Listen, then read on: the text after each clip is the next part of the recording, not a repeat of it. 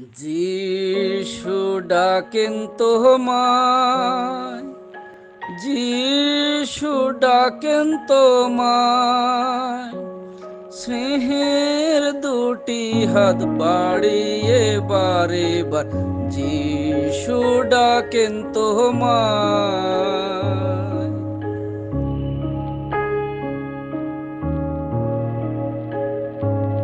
আমাদের ভিডিও ভালো লাগলে লাইক করুন, নিয়মিত ভিডিও পেতে সাবস্ক্রাইব করুন, সবার আগে ভিডিও পেতে বেল আইকনে ক্লিক করতে ভুলবেন না। আজকে আমরা যার সাক্ষ্য শুনতে যাচ্ছি তিনি একজন দস্যু ছিলেন, আর দস্যু থেকে হয়ে গেলেন মণ্ডলীর পালক। শুধু তাই নয়, তার দ্বারা ঈশ্বর অন্ধকে চক্ষু দিচ্ছে, বোবাকে ভাষা দিচ্ছে, তার দ্বারা অসংখ্য মানুষ আশীর্বাদ পাচ্ছেন।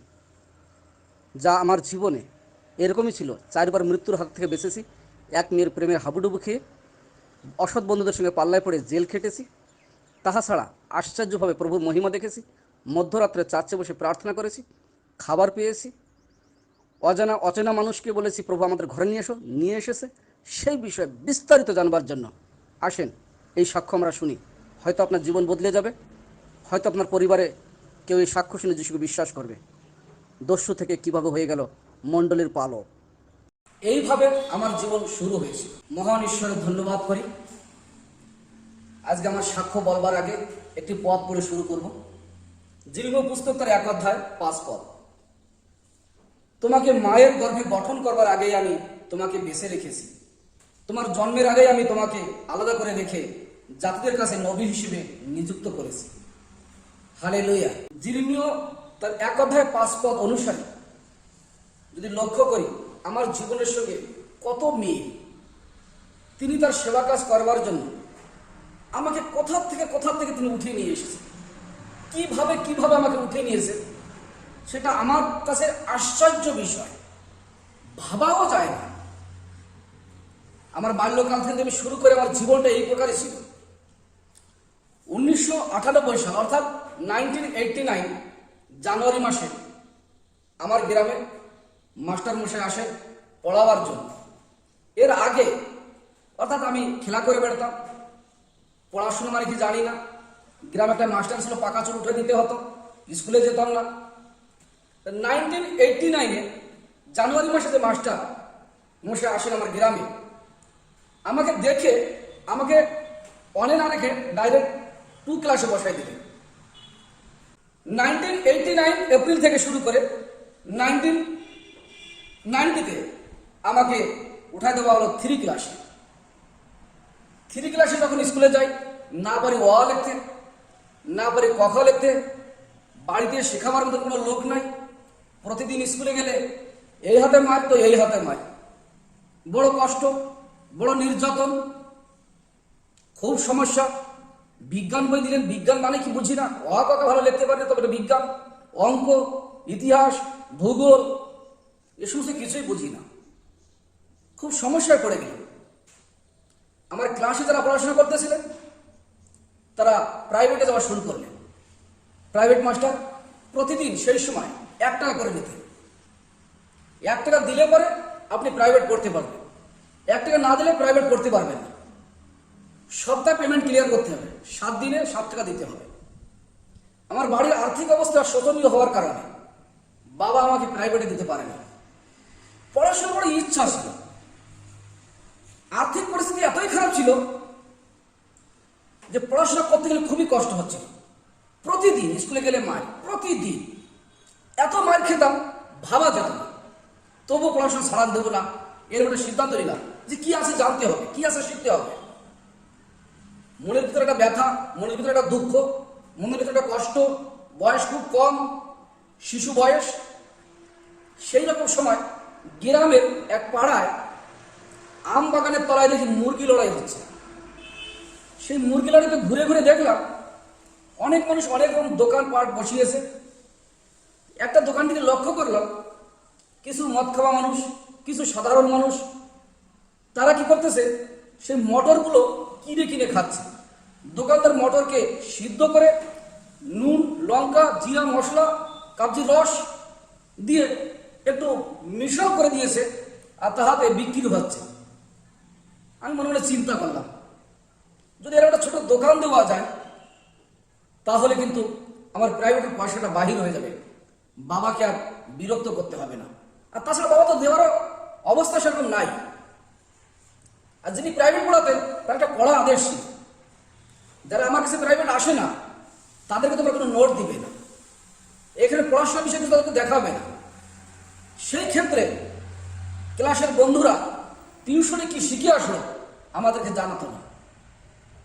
আমাকে না বলার কারণে শুনতে গেলে বলতো না, লিখতে পারতাম না, পড়তে পারতাম না, খুব কষ্টের মধ্যে ছিলাম। একদিন মায়ের কাছে এসে বললাম, মা আমাকে 10 টাকা দেওয়া যাবে? মা বললো, কি করবে বাবা?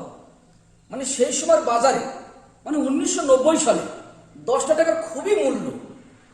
10 টাকা বাজার করলে অনেক জিনিস হয়। আমি বলে একটা ছোট দোকান দিতাম, প্রাইভেটের পয়সাটা বাহির হয়ে যেত, প্রাইভেট করতে পারতাম। মা এই কথা বাবার কাছে প্রস্তাব রাখলেন। বাবা আমাকে 10 টাকার মটর এনে দিলেন বাজার থেকে। সেই মটর মা সিদ্ধ করে দিলেন। গাছে, নিজেদের গাছে পাতি লেবু ছিল, অর্থাৎ কাবজি লেবু, আর মায়ের জিরে গুঁড়ো, ধনে গুঁড়ো, লঙ্কা গুঁড়ো, এই বাড়ির মশলা দিয়ে মিক্স করে আমার মাথায় একটা কেটলিতে করে পাঠিয়ে দিলেন মুরগি লড়াইতে। আমি সেইখানে ব্যবসা করে 10 টাকার মালে প্রায় 22 থেকে 23 টাকা বিক্রি করলাম। আসল টাকা বাবাকে দিয়ে দিলাম, বাকি আমার কাছে পয়সা বাহির হয়ে গেল। এই প্রকার আমি 1990 সালে মুরগি বাজারে মটর সিদ্ধ করে মশলা দিয়ে বিক্রি করে আমি প্রাইভেটের পয়সা চালালাম, প্রাইভেট পড়া শুরু করলাম। এই প্রাইভেট পড়তে পড়তে পড়াশোনায় ভালো স্বাদ পেলাম, ভালো পড়াশোনা করতে শুরু করলাম। মায়ের খাওয়াটা একটু কমে আসলো। 1990 সাল থেকে 1991 সালে যখন ক্লাস 4-এ উঠি, তখন পড়াশোনার ক্ষেত্রে একদিন বিকালবেলায় এক বন্ধু ছিল গ্রামে, নাম তপন পাল। তাদের জমিতে কিছু তিল বেঁধে দিলাম, সে বলে একটা মিষ্টি খাওয়াবে আমাকে। সেই সময় একটা মিষ্টির দাম ছিল 50 পয়সা। একটা বড় রসগোল্লা, সাদা মিষ্টি, তার দাম ছিল 50 পয়সা। 50 পয়সার একটা মিষ্টি খাবারের জন্য প্রায় 3 থেকে 3.5 ঘন্টা তার সঙ্গে তিল গোছায় গোছায় তার আটিতে দিলাম যাতে সে বাঁধতে পারে। এবার যখন বাড়িতে এসেছি, সে 50 পয়সাও দেয় না আর মিষ্টিও দেয় না। সে আমার থেকে বয়সে বড় থাকলেও সম্পর্কটা তার সঙ্গে মধুর ছিল। তখন আমি বলে দিলাম, যদি তুমি আমাকে মিষ্টি না খাওয়াও বা 50 পয়সা না দাও, তাহলে এই কথা আমি বাড়িতে বলে দিব তুমি আমাকে 3.5 ঘন্টা প্রায় তিল বাঁধা করিয়েছ। সে বন্ধু আমাকে দিন প্রতিদিন না দেওয়ার কারণে দিন ঘুরাচ্ছিল। এই প্রকার প্রস্তাব যখন তার কাছে রেখেছি, সে আমাকে বলল, তুমি একটা সাদা মিষ্টি খাবে কেন? তুমি বহু মিষ্টি তুমি খাবে। একটা বুদ্ধি আমি তোমাকে দিচ্ছি, তুমি তাই করো। আমি তাই বলো তাহলে। তিনি আমাকে বলেন, একটা মুরগির ডিম আমি তোমাকে দিচ্ছি। তোমার মায়ের যে মুরগিটা আছে, আমি দেখলাম ডিম নিয়ে বসে আছে, তুমি তার ভিতরে ডিমটা দিয়ে দাও। আর সেই ডিম যখন বাচ্চা দিবে, সেই ডিমের যে বাচ্চা ফুটবে, সেই বাচ্চা যখন বড় হবে, মুরগিটা বিক্রি করলে তোমার অনেক কয়টা সাদা মিষ্টি রসগোল্লা হবে, তাতে তুমি খেয়েও তৃপ্তি পাবে। আমি বেশ ভালো বুদ্ধি।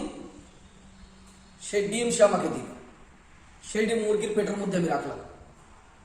কড়াইয়ের কালি নিয়ে মুরগির ডিমটাকে আমি চিহ্নিত করলাম। স্কুলে যাই, স্কুল থেকে এসে আগেই দেখে আমার মুরগির ডিমটা বাচ্চা দিয়েছে কিনা। তাহাতে মা বিরক্ত, বাবা বিরক্ত যে মুরগির ডিমগুলো আর বাচ্চা হবে না। এইভাবে দিন প্রতিদিন আমি পলায় আমি সবসময় দেখতাম আমার মুরগির ডিমে কখন বাচ্চা ফুটছে। 22 থেকে 23 দিন পরে আমার সেই ডিমের মধ্যে, সেই মুরগির ডিমের মধ্যে একটা গলা ছাড়া মুরগি হলো। সেই গলা ছাড়া মুরগিটা বাবার কাছ থেকে অদল বদল করে নিয়ে আমার হয়েছিল সারা মুরগি। মোরগটা বাবাকে দিলাম, বাবা একটা আমাকে মেয়ের মুরগি দিলেন।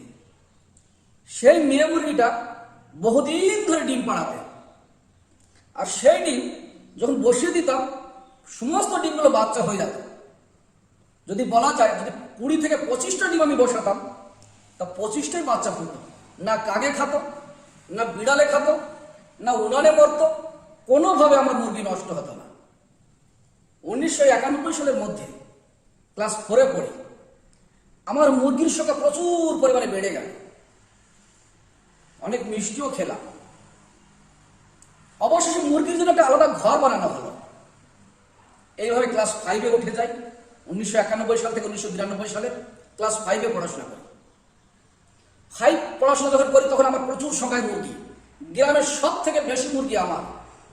যেখানে সেখানে যদি কারোর বাড়িতে আমার মুরগি যেত, মহান ঈশ্বরের ধন্যবাদ, আমার মুরগি কেউ খেত না, আমার মুরগি কেউ চুরি করতো না। যখন ক্লাস 5 থেকে পাশ করলাম 1992 সালে, স্কুলে যাব, গ্রামের থেকে 14 কিলোমিটার দূর। বাবা বলল পড়াশোনা করতে হবে না, আর্থিক অবস্থা খুব খারাপ। গ্রামের মাস্টার মশাই বললেন ছেলেটার ভালো ব্রেন আছে, পড়ালে ভালো হতো। মনের ভিতরে দুঃখ, খুব কষ্ট, টাকার অভাবে পড়তে পারছিলাম না, টাকা নাই বলে পড়া হচ্ছিল না, সমস্ত হাল ছেড়ে দিলাম। তার মধ্যে বড় দাদা তিনিও আমাকে বোঝালেন পড়াশোনা করে কি হবে, পড়াশোনা করতে হবে না। কিন্তু পড়াশোনা করবার জন্য আমার মনে একটা বড় ইচ্ছা ছিল যে পড়াশোনা আমার করতেই হবে। কিন্তু বাড়ি থেকে 14 কিলোমিটার দূরে, সেইখানে হোস্টেলে থাকতে গেলে 16 কিলো চাল লাগে, মাসে 75 টাকা লাগে। স্কুলে ভর্তি হবো কিভাবে, কোথায় পয়সা পাবো, কি দিয়ে বই কিনবো? একটা কাঠ পেন্সিলে একটা বছর হয়ে যেত, রবার পেতাম, কোনোবার পেতাম না। এইভাবে পড়াশোনা করার মধ্যে ক্লাস 6-এ পড়াশোনা বন্ধ হয়ে যাওয়ার একটা লক্ষণ দেখা গেল। পাশের বাড়ির একজন আমার বন্ধু, তার বাবা আমাকে বুদ্ধি দিলেন, কেন শিশু তুমি এত হতাশা হচ্ছ, কেন তুমি এত নিরাশা হচ্ছ? আমি বললাম জামাই, বাবার পড়াশোনা করাবে না, এত টাকা পয়সা কোথায় পাবো? বলো তোমার মতন একজন ধনী মানুষ, তার আবার টাকার চিন্তা। আমি বললাম জামাই, তুমিও লাস্টে আমাকে হাস্য উপহাস করছো? বলছে না, আমি সত্যি কথাই বলতেছি। তোমার কত মুরগি, যদি সেগুলো তুমি বিক্রি করে দাও তো আরামসে তুমি পড়াশোনা করতে পারবে। এই মুরগিতে তোমার প্রায় ক্লাস 10 পর্যন্ত পড়াশোনা হয়ে যাবে। আমি চিন্তা করলাম তাই তো সত্যি কথা। জামাইয়ের কথা শুনে আমি বাড়িতে এসে শুধু দড়ি পাকাচ্ছি, পাটের দড়ি পাকাচ্ছি। মা বলছে এত দড়ি কেন? আমি বলছি বৃহস্পতিবার হাটে সকল মুরগিগুলো নিয়ে যেতে বিক্রি করে পড়াশোনা করবো, এইগুলো তো আমারই মুরগি। সেই সময় বাবা আমার দেখলো যে আমার ইচ্ছা, পড়াশোনা করার কত পিপাসা। সেই সময় বাজারে, অর্থাৎ 1992 সালে 1100 টাকার মুরগি বিক্রি করলাম। সেই সময় 1100 টাকা মানে প্রচুর টাকা, সেটা অনেক মোটা টাকা। 1100 টাকার মুরগি বিক্রি করে আমার হোস্টেলের খরচ, হোস্টেলের ভর্তি, স্কুলের খরচ, স্কুলের ভর্তি, খাতাপত্র সব কিছু তাহাতে কেনা হলো। হালেলুয়া। পড়াশোনা আমার দিন প্রতিদিন ভালোই যায়। যখন উচ্চ ক্লাসে গেলাম 6 ক্লাসে, সেখানে গিয়েও দেখি আরো এক সমস্যা। সেখানে আমার বন্ধুরা টিউশনে যায়, প্রাইভেটে যায়, সেখানে প্রাইভেটের পয়সা অনেক দিতে হয়, আমার দেওয়ার মতো সামর্থ্য নাই। আমার বাবার আর্থিক পরিস্থিতি শোচনীয় ছিল। আর আমার বন্ধুরা নোট আমাকে দিত না, দেখাতো না। স্কুলে গেলে আবার মুশকিল হয়ে গেল। সেই ক্লাস 2-তে, ক্লাস 3-তে যে প্রকার মার খাওয়া শুরু করলাম, ঠিক একই রকম ভাবে সেইখানে মার খেতে হচ্ছে, প্রতিদিন কষ্ট পেতে হচ্ছে। এইভাবে কষ্টের মধ্যে দিয়ে পড়াশোনা করলাম। যারা আমার প্রিয় বন্ধু ছিল, যারা আমার একদম কাছের লোক ছিল, তারা পর্যন্ত সহযোগিতা করলেন না। যদি তাদের কাছে কিছু নোটবুক চাইতাম, কিছু বুঝতে চাইতাম, তারা বিলকুল বলতে চাইতাম না, কারণ আমরা গরিব ছিলাম। এইভাবে দিন আমার কেটে যায়। যখন আমি ক্লাস 8-এ উঠি 1994 সাল, 1995 সাল 1995 সালে যখন আমি 8 ক্লাসে পড়াশোনা করি, সেই সময় আমার জীবনে বড় হতাশা আসলো। যে মুরগি বিক্রি করে আমি হোস্টেলের খরচ চালাচ্ছিলাম, যে মুরগি বিক্রি করে আমার পড়াশোনার খরচ মিটতেছিল, সেই মুরগির পালের যে মেন মুরগি, সেই মুরগিটা আমার কাকা মেরে ফেলালো। কাকা তখন জেল থেকে বাহির হলো। কাকা ছিল একজন আসামি, স্টেট ব্যাংক লুট করা ব্যক্তি, একজন খুনি মানুষ, 3 বার জেল ভাঙা মানুষ। আর তিনি যখন জেলের থেকে বাহির হলেন 1994 সালে, আমার একটা মুরগি মারার কারণে ধীরে ধীরে ধীরে সেইখান থেকে 8 ক্লাসে আমার সমস্ত মুরগিগুলো মারা গেল। পড়াশোনায় আরো ডাউন হয়ে পড়লাম। 1995 সাল 1996 সালের মধ্যে আমি যখন 9 ক্লাসে পড়াশোনা করি, তখন ধীরে ধীরে একটি মেয়ের প্রেমে জড়িত হয়ে গেলাম। সেইটাই আমার জীবনে কাল হয়ে দাঁড়ালো। 1996 সাল থেকে 1997 সালে প্রেমের বন্ধনে আবদ্ধ হয়ে মাধ্যমিক ক্লাসে ফেল হয়ে গেলাম। সবাইকে জয় যিশু, মহান ঈশ্বরের গৌরব হোক। আমার নাম পাস্টার সুশীল চন্দ্র সর্দার, পিতা শ্রী সন্তোষ সর্দার, উড়িষ্যা রাজ্য, মালকানগিরি জেলা, ভারতবর্ষ। আমি কিভাবে মণ্ডলীর পালক হলাম সেই বিষয়ে আমি আমার সাক্ষ্য আপনাদের কাছে বলতে চাই। প্রভু যীশু খ্রিস্টকে না জানার আগে আমার জীবন এই প্রকার ছিল। আমি যে গ্রামে বড় হয়েছি সে গ্রাম প্রতিদিন পূজা পার্বণ হয়। যে পরিবারে জন্ম হয়েছি, আমার বাবা মা তারা বৈষ্ণব, তারা প্রতিদিন সকাল সন্ধ্যায় মালা জপ করে এবং আমাদের বাড়িতে অনেক বাদ্যযন্ত্র আছে। বাবা একজন মূল গায়ক, তিনি বিভিন্ন সভায় গিয়ে গান করেন। এছাড়া আমার গ্রামে প্রত্যেক দিন কোনো না কোনো পূজা হয়। যেমন মনে করা যাক, সোমবার দিন যারা সৎসঙ্গের দীক্ষিত তারা অধিবাসন করে তাদের মন্দিরে। মঙ্গলবার দিন কোনো বাড়িতে মাতৃমঙ্গল হয়। বুধবার দিন কোনো বাড়িতে হরিসভা হয়। বৃহস্পতিবার দিনে কোনো বাড়িতে গুরুসভা হয়। শুক্রবার দিনে মন্দিরে অধিবাসন হয়। শনিবার দিনে শনি পূজা হয়। রবিবার দিনে ত্রিনাথের মেলা হয়। এই প্রকার আমার গ্রামে প্রতিদিন কোনো না কোনো পূজা পার্বণ লেগেই থাকে। সেই প্রকারের মধ্যেই আমি লালন পালন এবং বড় হয়েছি। এক কঠোর হিন্দু পরিবারে আমার জন্ম হয়েছে। যখন ক্লাস 7-এ পড়াশোনা করি, যাতে রৌদ্রে খেলা করতে না যাই, মা আমাকে বসাতেন রামায়ণ পড়াতে। আমি ক্লাস 7 থেকে রামায়ণ পড়া শুরু করি। এইভাবে আমার দিন খুব ভালোই যাচ্ছিল, ভালোভাবে আনন্দ আর খুশিতে আমার দিনগুলো কেটে যাচ্ছে। কিন্তু আমার জীবনের পতন শুরু হলো। আমি সেই সময় মাধ্যমিক ক্লাসে পড়াশোনা করি। মাধ্যমিকে পড়াশোনা করার সময় এক মেয়ের সঙ্গে আমার ভাব হয়ে যায়, প্রেম হয়ে যায়। পড়াশোনায় ধ্যান না দিয়ে দিন রাত তাকে দেখা, তার সঙ্গে চলা, স্নান করতে যাওয়া, এইভাবে দিনটি আমি সময় কাটাতাম। বাকি ঘুমায় থাকতাম, পড়াশোনা করতাম না। পরীক্ষার পর যখন পরীক্ষা দিতে গেলাম, পরীক্ষায় ফেল হয়ে গেলাম। মানসিকভাবে বড় আঘাত পেলাম। অন্যদিকে প্রেমটা আমার ভেঙে গেল, যেহেতু আমি মাধ্যমিক ফেল করেছি। তারপরে আরেক আঘাত আমি পেলাম।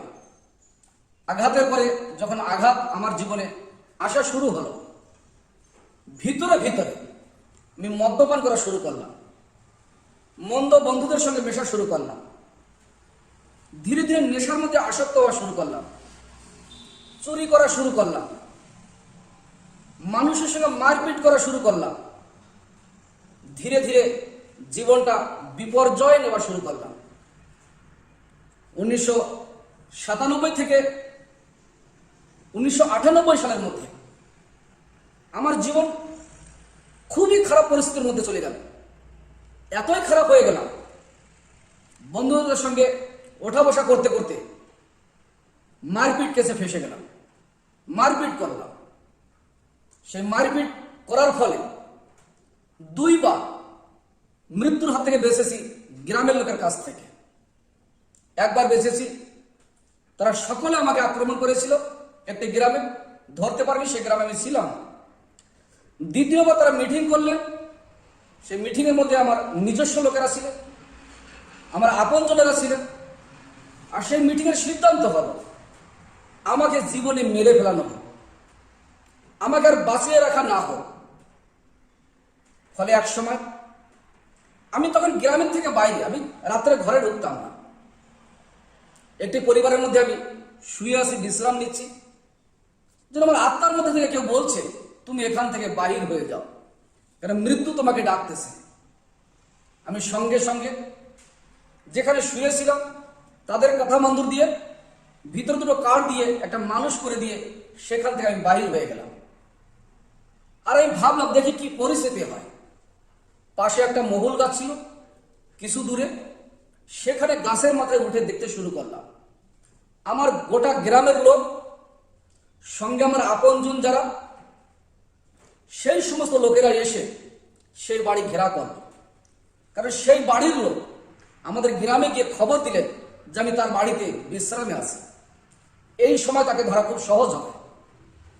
তাই কেউ জ্বালানোতে তীর মারলেন আমার বুকে, আবার কেউ দরওয়াজা খুলে আমার মাথায় শাবল মারলেন, কেউ চলাকাঠ দিয়ে আমার বুকের উপরে আঘাত করলেন।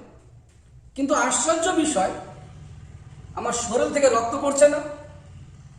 আশ্চর্য বিষয়, লোকটি নড়ছে না। লোকেরা দেখলেন তার ভিতরে মানুষ নাই, আছে শুধু কয়েকটা কাঠের খণ্ড। গ্রামের লোক চমকে উঠলেন, আপনজনেরা ভীত হয়ে গেলেন। সেই ভয়তে বাবা চলে গেলেন উড়িষ্যার পারাদ্বীপ। সেই পারাদ্বীপে সেইখানে পালিয়েছিলেন ভয়তে। এবং দাদা তিনি লুকিয়ে পড়লেন জেলার ভিতরে। কাকা মহারাষ্ট্র পাখানজোড়ে পালালেন। পরিবারের মধ্যে এক শ্মশান ঘাটের মধ্যে দেখা গেলেন। কারোর জীবনে শান্তি নাই, খুশি নাই। বর্তমানে জীবন যখন আমি দেখি এবং বাইবেল যখন অধ্যয়ন করি, আমি বুঝতে পারি ঠিক সেই সময় আমার জীবনে মন্দ আত্মা ছিল, দুষ্ট আত্মা ছিল।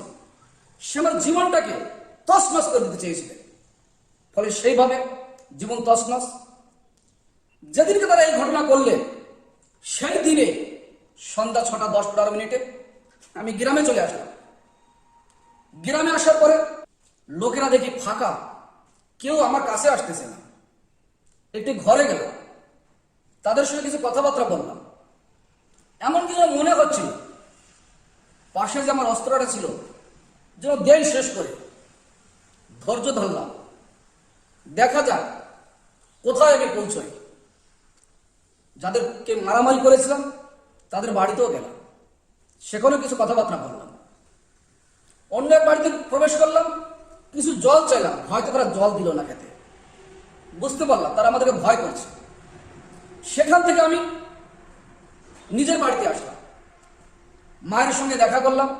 মা আমাকে বলল, এ কি হচ্ছে?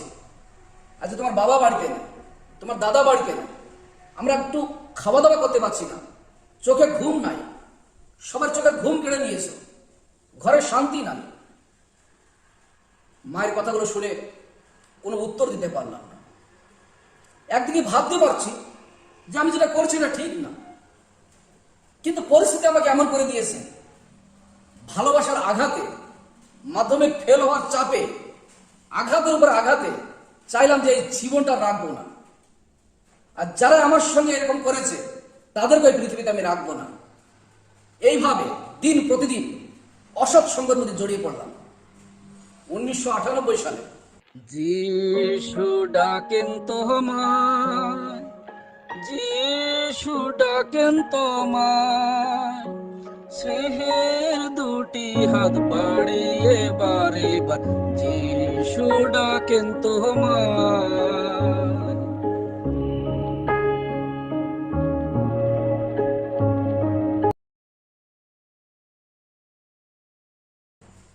জেল খেটে বাহির হলাম। জেলের থেকে বাহির হওয়ার পরে গ্রামের নামযজ্ঞ চলতেছিল। মহিলারা আমাকে যেন সে আড় কোলে করে নামযজ্ঞের মধ্যে নিয়ে গেলেন, যেন আমি কতটা ভালো কাজ করেছি, আমি যেন কতটা মহান ব্যক্তি, আমি যেন কত সুন্দর করেছি। আর আমারও বুকটা ফুলে উঠল যে আমার কত সম্মান। আমি বুঝতে পারতেছিলাম না যে আমাকে ভয়তে তারা সেই প্রকার করতেছিল। আমি একজন দস্যু, আমি একজন অপরাধী, আমাকে ভয় করে তারা আমাকে সম্মান দিচ্ছে, এটা আমি বুঝতে পারতেছিলাম না। ফলে সেইখান থেকে নামযজ্ঞ থেকে বাহির হলাম, ধীরে ধীরে আরো মন্দ কাজে জড়িয়ে গেলাম। মায়ের ইচ্ছা হল আমি যেন মাধ্যমিক পাশ করি। মায়ের ইচ্ছা পালন করবার জন্য 1999 সালে পুনরায় মাধ্যমিক পরীক্ষা দিতে গেলাম। পরীক্ষা হলে যখন আমি যাই, সঙ্গে আমার একটা ব্যাগ থাকে। ম্যাডাম জিজ্ঞাসা করলেন, পরীক্ষা হলের মধ্যে ব্যাগ নিয়ে এসেছে কেন? আমি বললাম, পড়াশোনা তো আমি করি নাই, আর পড়াশোনা করলে আর মনেও থাকে না, একবার ফেল করেছি, তা আর আমি ফেল করতে চাই না, আর আমার এই মুখটা আর আপনাকে দেখাতে চাই না।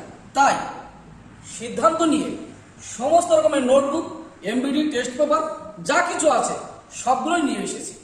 একটু সাহায্য করবেন, যদি কোশ্চেনগুলোর অ্যান্সার না পাই একটু খুঁজে দিবেন। ম্যাডাম আমার মুখের দিকে তাকায় রইলেন, আর ওই রুমের মধ্যে যারা ছিল তারাও আমার দিকে তাকালেন। আমি একটি কথা বললাম যে আমার জীবনটা চরম সীমানায় পৌঁছে গেছে, আমার ভিতরে আর দয়া মায়া নাই, তাই আমি চাই আপনি আমাকে সাহায্য করবেন এই পরীক্ষা হলে। ম্যাডাম আমার দিকে তাকালে। আমি বলছি, এই কথা যেন বাইরে না যায়, যদি বাইরে যায় তবে আপনার নামও ইতিহাসের পাতায় থেকে যাবে। এইভাবে মাধ্যমিক পরীক্ষা দিলাম। ইংরেজি পরীক্ষা দিন, ইংরেজি তো বুঝি না। ম্যাডামকে জিজ্ঞাসা করলাম, এই কোশ্চেনগুলো কোথায় আছে, এর অ্যান্সারগুলো একটু আমাকে দেখিয়ে দেন। ম্যাডাম যখন খুঁজে দেখিয়ে দিলেন, সেগুলো দেখে দেখেও লিখতে পারতেছি না, তাই ম্যাডামকে অনুরোধ করলাম, যদি দয়া করে আপনি আমাকে 30 মার্কের মতো লিখে দেন, যাতে আমি ফেল না হই, আমি এসেছি আমার মায়ের ইচ্ছা অনুসারে, যাতে আমি পাস করতে পারি। ম্যাডাম কোনো কথা না বলে নীরবতা পালন করে আমার খাতায় 30 মার্কের লিখে দিলেন। 1999 সালে মাধ্যমিক পাশ হয়ে বাইরে হলাম। যখন মাধ্যমিক পাশ হলাম, মনে একটু ইচ্ছা জাগলো, না একটু ভালো হয়ে যাব, আবার পড়াশোনা করব, আবার মানুষের মতো মানুষ হব। মাঝের দিনগুলো আমার কত নষ্ট হয়ে গিয়েছে। একটা মেয়ে আঘাত দিয়েছে, তাতে কি হয়েছে, দেখি ভালো হওয়া যায় নাকি। মাথার ঘাম পায়ে ফেলে পুনরায় পরিশ্রম করে 11-এ পড়াশোনা করবার জন্য টাকা রোজগার করে বই খাতা কিনলাম। 11-এ ভর্তি হলাম। 13 দিন পরে, 13 দিন ক্লাস করার পরে বাবা আর মা আমাকে ডাকলেন ঘরে, বললেন, আসো, তোমার সঙ্গে একটা কথা আছে। কি কথা? বলছে, আর পড়াশোনা করতে হবে না, সংসারের অভাব, আমি একা পারতেছি না, তুমি আমাকে সাহায্য করো। আমি বললাম, যদি এই তোমাদের ইচ্ছা ছিল তাহলে কেন আমাকে 11-এ ভর্তি হতে দিলে? মা বলল, তোমার ইচ্ছা পূর্ণ হওয়ার জন্য আমরা নীরবতা পালন করে তোমাকে ভর্তি করানো হয়েছে। মা বাবা বাধ্য হয়ে পড়াশোনা ছাড়ান দিলাম। টাকার অভাবে পড়াশোনা হলো না। তখন ঘরের কাজে লেগে গেলাম। পুনরায় আবার সে আরেক আঘাত পেলাম বুকের ভিতরে। প্রথমে ভালোবাসার আঘাত, মাধ্যমিক ফেল হওয়ার আঘাত, 11-এ ভর্তি হয়ে পড়াশোনা করতে না পারার এক আঘাত। আবার মদ্যপান করা শুরু করলাম, আবার নেশায় আসক্ত হওয়া শুরু করলাম। 2000 সালে চলে আসলাম বেঙ্গলুরে। বেঙ্গলুরে বিভিন্ন জায়গায় কাজকর্ম করেছি, বিভিন্ন জায়গায় অসৎকর্ম করেছি, বিভিন্ন জায়গায় গিয়ে ঝগড়া লড়াই করেছি। 2 বার মৃত্যুর হাতে থেকে বেঁচেছি। একবার একটা ঘরে আমাকে আটকে রেখেছিল আমার অপরাধের কারণে, তারা আমাকে মেরে ফেলাবে বলে। আমি কোনো চিন্তা ভাবনা না করে আমি তাদের ঘরের মধ্যে ঘুমিয়ে পড়লাম। তারা বলছে, একে মধ্যরাত্রে মেরে ফেলাতে হবে। 4 জন করে আমাকে পাহারা দিয়েছে। আমার কিছু নিজস্ব লোকেরাও বেঙ্গলুরের সেই পরিস্থিতি তারা দেখেছে। আমার ভুলের কারণে, আমার অপরাধের কারণে সেখানে আমি তাদের শিকার হয়ে গেছি।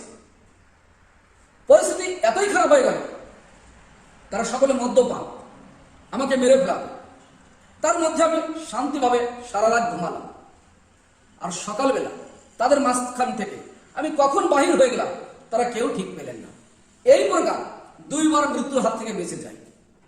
তাছাড়া বিভিন্ন জায়গায় কালোবাজারি করেছি, যা করতে নাই সেগুলো করেছি। বাড়িতে যখন যাই মা বলে, তোমার কর্ম, তোমার স্বভাব আমার ভালো লাগে না। তুমি বাড়ি থাকলে আমার ঘুম হয় না, তুমি বাড়ি থাকলে আমি খেতে পারি না, তুমি পারো না আমার থেকে অনেক দূরে চলে যেতে। আমি এমনই খারাপ পর্যায়ে এসে গিয়েছিলাম, গ্রাম থেকে যখন হাঁটতাম মানুষ, আমার মহিলারা আমার মুখের দিকে তাকিয়ে কথা বলতো না।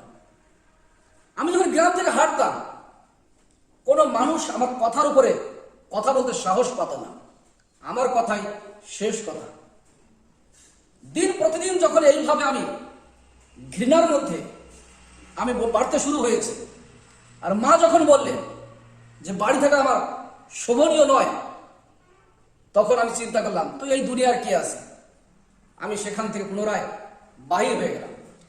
2001 সাল পূর্ণভাবে বেঙ্গালুরুর বিভিন্ন প্রান্তে কার্য করলাম, অসৎ বন্ধুদের সঙ্গে মিশলাম, খারাপ খারাপ কাজ করলাম।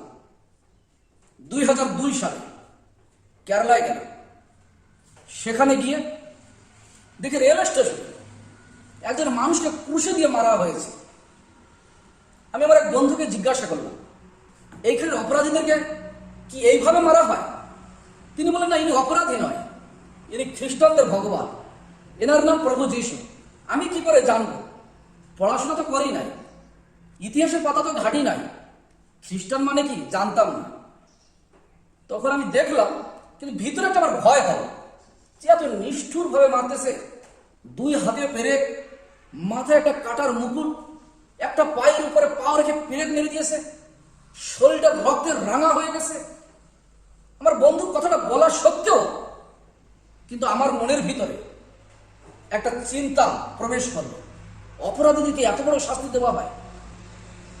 আমার বন্ধু বললে, এটা খ্রিস্টানদের ভগবান, খ্রিস্টানরাকে পূজা করে।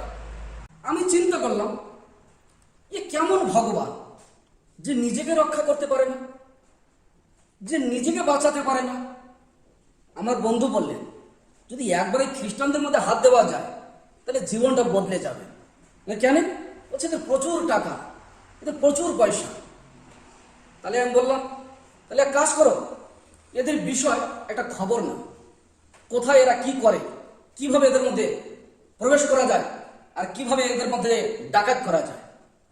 সেই সিদ্ধান্তে আমরা উপনীত হয়ে বেঙ্গলুরু ছেড়ে কেরালাতে ত্রিবল্ল নামে এক জায়গায় পুষ্পগিরি হসপিটালের পাশে এক ক্যাম্পে আমরা থাকলাম। তুলবতী কোম্পানি এবং ক্যাপ ইন্ডিয়া কোম্পানিতে আমি কাজ করা শুরু করি। সঙ্গে আমার কিছু সহকর্মী ছিলেন, এছাড়াও যাদের সঙ্গে মন্দ কাজ করতাম তারাও ছিলেন। সেই প্রকার সময় আমার বন্ধুরা তাদেরকে খোঁজ করা শুরু করলেন। আর আমার পেশাটা ছিল, আমি প্রচুর পরিমাণে তাস খেলতাম, প্রচুর পরিমাণে মদ্যপান করতাম। 3 তাস আমি খেলতাম। আমার তাস খেলার ইতিহাস এই প্রকার আছে, এক জায়গায় বসে আমি একবার 56 ঘন্টা আমি তাস খেলেছি। আমার চোখ দিয়ে রক্ত বাহির হয়ে যাবার মতো আশ্চর্যের বাইরে আমি তাস খেলেছি। দিন রাত 24 ঘন্টা, 24 দুগুণে 48 ঘন্টা আমি 56 ঘন্টা তাস খেলেছি। তাস খেলা, মদ্যপান করা, 15 দিনে একবার স্নান করা, পরনে একটা আমার কালো পোশাক, একটা হাফ প্যান্টের মতন, মুখে দাড়ি, গলায় 108টা মালা। বেশিরভাগ রুমে থাকতাম, দিনে বাহির হতাম না বেশি, রাত্রে বাহির হতাম। খাওয়া দাওয়াটা বেশিরভাগে হোটেলেই হতো। মাঝে মধ্যে মানুষের সঙ্গে ধর্মকথা আলোচনা হতো, কিন্তু কর্মটা ছিল খুব জঘন্য, স্বভাবটা ছিল খুব নিচু। এই প্রকার সময় একদিন শনিবার সারা রাত তাস খেলে ভোরের দিকে ঘুমাতে গেছি। আর বিকালবেলার সময় রবিবার 2 জন মানুষকে আমার বন্ধুরা নিয়ে এসেছে প্রভু যিশুর কথা শোনাবার জন্য। একজনের নাম ছিল সাজন পোল, একজনের নাম ছিল রবিনসি চান্ডি। তারা আমাকে ডেকে উঠালেন, আমার বন্ধুরা আমাকে ডাকলেন। আমার 2টো নাম ছিল, আজকে যে নামে আমাকে জানেন, সুশীল চন্দ্র সর্দার। এই নামটার পিছনে আরো 2টো নাম আমার ছিল। আমার একটা নাম ছিল, যখন মানুষের মধ্যে বেরোতাম তখন মিস্টার, আর যখন রাত্রে আমি কোনো গ্যাংকের সঙ্গে বেরোতাম তখন আমার নাম ছিল গুরু। এই 2 নামে আমার পরিচিত ছিল। আমার আসল নামটা বাইরে কেউ জানতো না। গ্রামের লোক আমার নাম জানতো সুশীল চন্দ্র সর্দার, বাইরে আমার আরো 2টো নাম ছিল, লুকানো নাম। কেউ যদি জিজ্ঞাসা করতো আমার নাম কি, না আমার নাম মিস্টার। আর যদি গ্যাংকের সঙ্গে ঘুরতাম তো গুরু ছাড়া আমাকে কেউ কিছু বলতো না। সেরকম পরিস্থিতিতে যখন মিশনারি ভাইয়েরা ডেকে প্রভু যিশুর কথা বলতে যাবে, বলো কি ভাই তোমার শান্তি আছে? তো একজন দস্যু, একজন অপরাধী, তার মুখে কি ভাষা থাকতে পারে? আমি শান্তি কি গাছে হয়? না গোড়ায় হয়? আমার মায়ের নামই তো শান্তি। সেই তো বললো বাড়ি থাকলে তার শান্তি থাকে না। বলো কি ভাই, তোমার জীবনে এত দুঃখ এত কষ্ট, তুমি বাইবেল পড়ো, বাইবেল পড়ে তোমার জীবনে শান্তি এসে যাবে। বাইবেল পড়বো কেন? আমার ধর্মশাস্ত্রে লেখা আছে, কৃষ্ণ নাম বড়ই মধুর, যেই জন কৃষ্ণ ভজে সেই বড়ই চতুর। কি করতে আমি বাইবেল পড়বো যে নিজেকে রক্ষা করতে পারে না? আপনাদের ভগবান রেল স্টেশন দেখে আসলাম, হাতে পায়ে পেরেক গাঁথা, মাথায় কাঠার মুকুট, পায়ে একটা পায়ের উপরে একটা পা। তা সে যে নিজেকে বাঁচাতে পারবে সে আমাকে কি বাঁচাবে? বলছে তুমি বিশ্বাস করো প্রভু যিশু তোমার আর আমার পাপের জন্য ক্রুশে মৃত্যুবরণ করেছে, ও তোমার পাপ ক্ষমা করবে। আমি ধূপ বেটা, কি সে পাপ ক্ষমা করবে? একবার রাম নামে যত পাপ ধরে ততদিন সাধ্য নাই তত পাপ করে। সে আমার কি পাপ করবে? আমি একবার রাম নাম বলে দিলে আমার সকল পাপ ক্ষমা হয়ে যায়। তারা বললেন যদি তাই হয়, তুমি যে এত পাপ করতেছো বা তুমি যে কাজগুলো করতেছো, এই কাজে কি তোমার শান্তি আছে? আমি তাদের কোনো কথায় জবাব দিতে চাই না। তিনি বলেন এই বিশ্ব ব্রহ্মাণ্ড যিনি সৃষ্টি করেছেন সেই সর্বশক্তিমান ঈশ্বর, উপরে তুমি বিশ্বাস করো, তিনি তোমাকে রক্ষা করবেন। আমি বললাম, শ্রীকৃষ্ণ অর্জুনকে বললেন, হে অর্জুন, কে কারে মারতে পারি, কে বা করে ওর সবার সন্তান আমি সব করি। কি করবে যিশু? তুমি যা কিছু বলতো সেগুলো আমি আগে পড়েছি। আমি 7 ক্লাস থেকে পড়াশোনা, প্রতিদিন আমার গ্রামে পূজা পাঠ, প্রতি সময় আমি ধর্ম কথা শুনি। আমাকে আপনি কি শিখাবেন ধর্ম বিষয় নিয়ে? আমার ভিতরে যে ধর্মজ্ঞান আছে, আপনি আমার সঙ্গে জবাব দেন তো দেখি। তারা নিরুত্তর, তাদের উত্তর নাই। তারা বলেন এইরকম লোক তো কোনোদিন দেখিনি বাবা। আমরা যা বলতেছি বলার আগে সে তার বাক্য দিয়ে আমাদের বাক্যকে কেটে 2 ভাগ করে দিচ্ছে। তখন সাজন কল রবীন্দ্রকে বললে, প্রার্থনা করো, এ সাধারণ মানুষ না। তারা বলেন বাইবেল পড়বেন। আমি বলছি বাইবেল মিথ্যা কথা, এটা কিচ্ছু নাই, একদম মিথ্যা কথা বাইবেলের মধ্যে। এ বাইবেলে কিচ্ছু নাই। এই বাইবেলের থেকে আমার শাস্ত্র গ্রন্থে অনেক ভালো লেখা আছে, আমি সেইগুলোই পড়বো, কি করে বাইবেল পড়বো? তাদের সঙ্গে আমি ক্রোধে কথা বললাম, তর্ক বিতর্ক করলাম, বহু তাদের সঙ্গে নিষ্ঠুর ব্যবহার করলাম। কিন্তু তারা বলেন, ভাই আমরা তোমার জন্য প্রার্থনা করব। আমি বললাম, বাবা প্রার্থনা আবার কি? জন্মের পরের থেকে তো পূজা পাঠ শুনে এসেছি, পুজো করতে হয়, কিন্তু প্রার্থনা করতে এই কথা তো শুনিনি। তখন আমি নিজে বললাম, এই জিনিসটা তো আমি জানি না। আমি চিন্তা করলাম, চোখটা ঘুরাইয়ে, কিন্তু প্রার্থনা শব্দটা কোনখানে আমি খুঁজে পাচ্ছি না। তাই আমি ভাবলাম, করেন আমার জন্য প্রার্থনা। তারা আমার জন্য সুন্দর মনোভাব নিয়ে কাতর স্বরে ভক্তি দিয়ে প্রার্থনা করলেন, হে দয়াময় প্রভু যিশু, তুমি এই ব্যক্তিকে আশীর্বাদ করো, সুশীল জীবনে শান্তি দাও, সে যে কাজ করে সেই কাজে সফলতা দাও।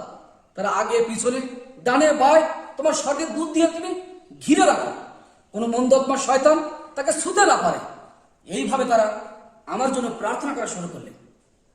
আমি ভাবলাম, বারে এরকম প্রার্থনা তো আমার মাও কোনোদিন করেনি, আমার বাবাও কোনোদিন করেনি, আমি যাদের সঙ্গে পূজা পাঠ যাই তারাও কোনোদিন করেনি। বাহ, এই ব্যাপারে তো আরো কিছু কাজ করা যায়। এরা আমার জন্য কিন্তু মঙ্গল কামনা করে, চুরি করতে গেলেও ধরা পড়বো না, ডাকাত করতে গেলেও ধরা পড়বো না। একে তো ধরা আমি পড়ি না, আমি সহজে ধরা পড়ি না। যেটা আমি জেল খেটেছিলাম ওটা আমি নিজের ইচ্ছা জেল খেটেছি। আমি ধরা না দিলে ওরা আমাকে ধরতে পারতো না, ওদের সাধ্য ছিল না যে আমাকে ধরবে। কারণ আমি জানতাম আমার ভিতরে একটা কোনো মন্দ আত্মা, কোনো একটা অশুভ শক্তি কাজ করতো, সেটা আমি নিজে অনুভব করতে পারতাম। কিন্তু আমি ধরা দিয়েছিলাম। আমি ধরা দেওয়ার 13 দিন পরে তারা আমাকে জেলে নিয়ে যায়। আমার সঙ্গে কথা বলার মতো বুকের কোনো সাহস ছিল না যে আমার মুখে মুখে কথা বলবে, আমার সঙ্গে টক্কর নিবে, এরকম লোক ছিল না। ঈশ্বর ধন্যবাদ হোক, তাদের প্রার্থনার পর তারা বললেন, তোমার একটা গান শোনাবো। আমি বললাম, বাহ, এরা গানও গাতে পারে, ঠিক আছে একটা গান শোনাবো। এরা গানে বড় ভক্ত। আমি, আমার বাবা একজন গায়ক, আমাদের গ্রামে, এই জন্য তাদের মুখ থেকে একটা গান শুনতে চাই না। তারা একটা গান গেলেন, আমি অনুভব করলাম সেদিনে শান্তি, আমি অনুভব করলাম সেদিনে পবিত্রতার কাজ। গানটি ছিল, মুক্তি দিলায় সুনাম, শান্তি দিলায় সুনাম, বলো মুক্তি দিলায় সুনাম, শান্তি দিলায় সুনাম। এই গানটা যখন তারা পুরো গেল, আমার মনের মধ্যে একটা শান্তি লাগে, একটা আনন্দ পেলাম। আমি বলছি, এদের সঙ্গে আমি কি ব্যবহার করতেছি, কিন্তু এরা কত সুন্দর ভালো মানুষ, আমার জন্য প্রার্থনা করতেছে, অথচ আমি তাদেরকে টাকা পয়সা দেই না। আমি খারাপ ব্যবহার করছি, তারা আমার সাথে ভালো ব্যবহার করতেছে। তাদের রাজ্যে আমি কাজ করতে এসেছি, তারা আমাকে গান শোনাচ্ছে, আনন্দ দিচ্ছে, আমার মনটা একটু নরম হলো। তারা বলেন, ভাই এই বাইবেলটা নেন। আমি বাইবেলটা নিলাম। আমি কত দিতে হবে? বলছে টাকা পয়সা দিতে হবে না। যখনই কোনো টাকা পয়সা দিতে হবে না, আমার মাথাটা যেন আগুন ধরে গেল। আমি ভিখারি, আমি গরিব, আমার পকেটে দেখো কত টাকা আছে, এই কমিউনিটিতে আমার টাকা দিয়ে অ্যাডভান্স করে দেওয়ার আছে। কারণ আমার তো স্বভাবটা তো আলাদা ছিল, সকলকে হাতে রাখতে হতো। সেই প্রকার স্বভাবের মধ্যে আমি বড় হয়েছি। মহান ঈশ্বরের ধন্যবাদ। তারা আমাকে বোঝালেন, ভাই তোমার সঙ্গে আমাদের বন্ধুত্ব ভাব হয়েছে, তো বন্ধুকে কি দেওয়া যায় একটা বাইবেল? হ্যাঁ তাহলে ঠিক আছে, দাও দাও দাও। বাইবেল পড়া শুরু করি। ধীরে ধীরে তাস খেলা বন্ধ হয়, ধীরে ধীরে একটু মদ খাওয়া বন্ধ হয়। বাইবেল লাগাতার পড়ে যাচ্ছে। আর যখন বাইবেল পড়তেছি, তার মধ্যে এমন কিছু জিনিস পাচ্ছি যা ভিতরে আঘাত করতেছে, একের পর আঘাত। বলছে, হে পরিশ্রান্ত ভারাক্রান্ত লোক সকল, আমার নিকটে এসে আমি তোমাদেরকে বিশ্রাম দেব। আমি তো চিন্তা করলাম যে আমি নাকি পবিত্র, আমি নাকি ধার্মিক, তাহলে সত্যিকারের আমি তো শান্তি আমার জীবনে নাই, সত্যিকার আমি তো বিশ্রাম পাওয়া মানুষ নই। বাইবেল আরো যখন পড়তে শুরু করলাম, দেখলাম প্রভু যীশু আমার পাপের জন্য ক্রুশে মারা গেছে। আমার পাপের জন্য তিনি চাবুকের আঘাতে রক্ত রাঙা করে দেওয়া হয় তার শরীরকে। আমাকে তিনি তার রক্ত দিয়ে কিনে নিয়েছে। এই বাক্যটা যখন পড়লাম, মাথাটা ঝিম ধরে গেল। কারণ আমি যখন যিশুকে জানতাম না, সেই সময় প্রতি বছর কালী পুজোর সময় উপবাস থেকে বুক চিরে, নিজে বেলেট ধরে বুক চিরে আমি রক্ত দিতাম, যে কালিমা এ রক্ত তুমি নাও, যত নেবার ইচ্ছা তুমি নাও। যখন আমি বেলেটের বুক কেটে দিতাম, রক্ত চিং করে চলে যেত, একদম প্রচুর তীরের মতো ছুটতো রক্ত। আশেপাশে মানুষ দেখলে ভয় পেত। যিনি ওইখানে পূজার আয়োজন করতেন, তিনিও রক্ত দিকে তাকিয়ে থাকতে পারতেন না। আমি প্রতিবার রক্ত দেই যাতে আমি ধরে না পড়ি। কিন্তু বাইবেল বলছে প্রভু যীশু রক্ত দিয়েছে যাতে তার রক্তে আমি পাপের থেকে মুক্তি পাই। এ বিষয়ে আমি আরো চিন্তা করা শুরু করলাম যখন 3:16 পড়লাম। কারণ ঈশ্বর জগৎকে এমন ভালোবাসলেন, তার একমাত্র পুত্র প্রভু যীশুকে দান করলেন। যে কেউ তার উপরে বিশ্বাস করবে, সে বিনষ্ট হবে না, কিন্তু অনন্ত জীবন পাবে। এক একটা বাক্য যখন পড়তেছি, ভিতরে আমার শেল বিদ্ধ হচ্ছে, যেন কেউ তীর মারতেছে, আঘাত করছে। আবার পড়লাম, যতজন তাকে বিশ্বাস করলো, সাদা গ্রহণ করলো, তাদের প্রত্যেকে তিনি ঈশ্বরের সন্তান হওয়ার অধিকার দিলেন। আমি বাইবেলে আসক্ত হয়ে পড়লাম, বাইবেল পড়া শুরু করলাম, বারবার বাইবেল পড়তেছি। আমার বন্ধুরা বলতেছে, এ যে মন্দ কাজ করতে চায় না, এ যার মদ্যপান করতে চায় না, এ যার রাত্রে বেরোতে চায় না। ইতিমধ্যে আমার বন্ধুরা সিদ্ধান্ত নিয়ে নিলেন যে এখান থেকে আমাদের চলে যাওয়া ভালো হয়। এই আলোচনা করতে করতে সেইখানে এক মন্দ কাজে জড়িত হয়ে 200 লোকের সঙ্গে মারামারি করলাম আমরা, 4-5 জন লোকে। সেইখানে খবর কাগজে বেরিয়ে গেল, সেইখানে টিভিতে নিউজ দিয়ে দিল, ক্যাপ ইন্ডিয়া কোম্পানি, তুলবতী কোম্পানি তখন কাজ করি ত্রিওল্লায়, পুষ্পগিরি মেডিকেল কলেজে। সেই সময় সেই ভাইয়েরা আমাদের পাশে আবার দাঁড়াবে, বলছে আমরা অপরাধ করেছি। একবার অপরাধ করেছিলাম, নিজের আপনজনেরা কেউ সাপল দিয়ে, কেউ কাঠের ছোলা দিয়ে, কেউ তীর দিয়ে মারতে চায়, এখানেও অপরাধ করেছি। তারা বাঁচাবার জন্য পাশে দাঁড়ালেন। কি প্রেম! এরা যদি এইরকম ভালোবাসে, এদের ভগবান আরো কত ভালোবাসা আছে। যিশু ডাকেন তোমায়, যিশু ডাকেন তোমায়, স্নেহের দুটি হাত বাড়িয়ে বারে বার যিশু ডাকেন তোমায়।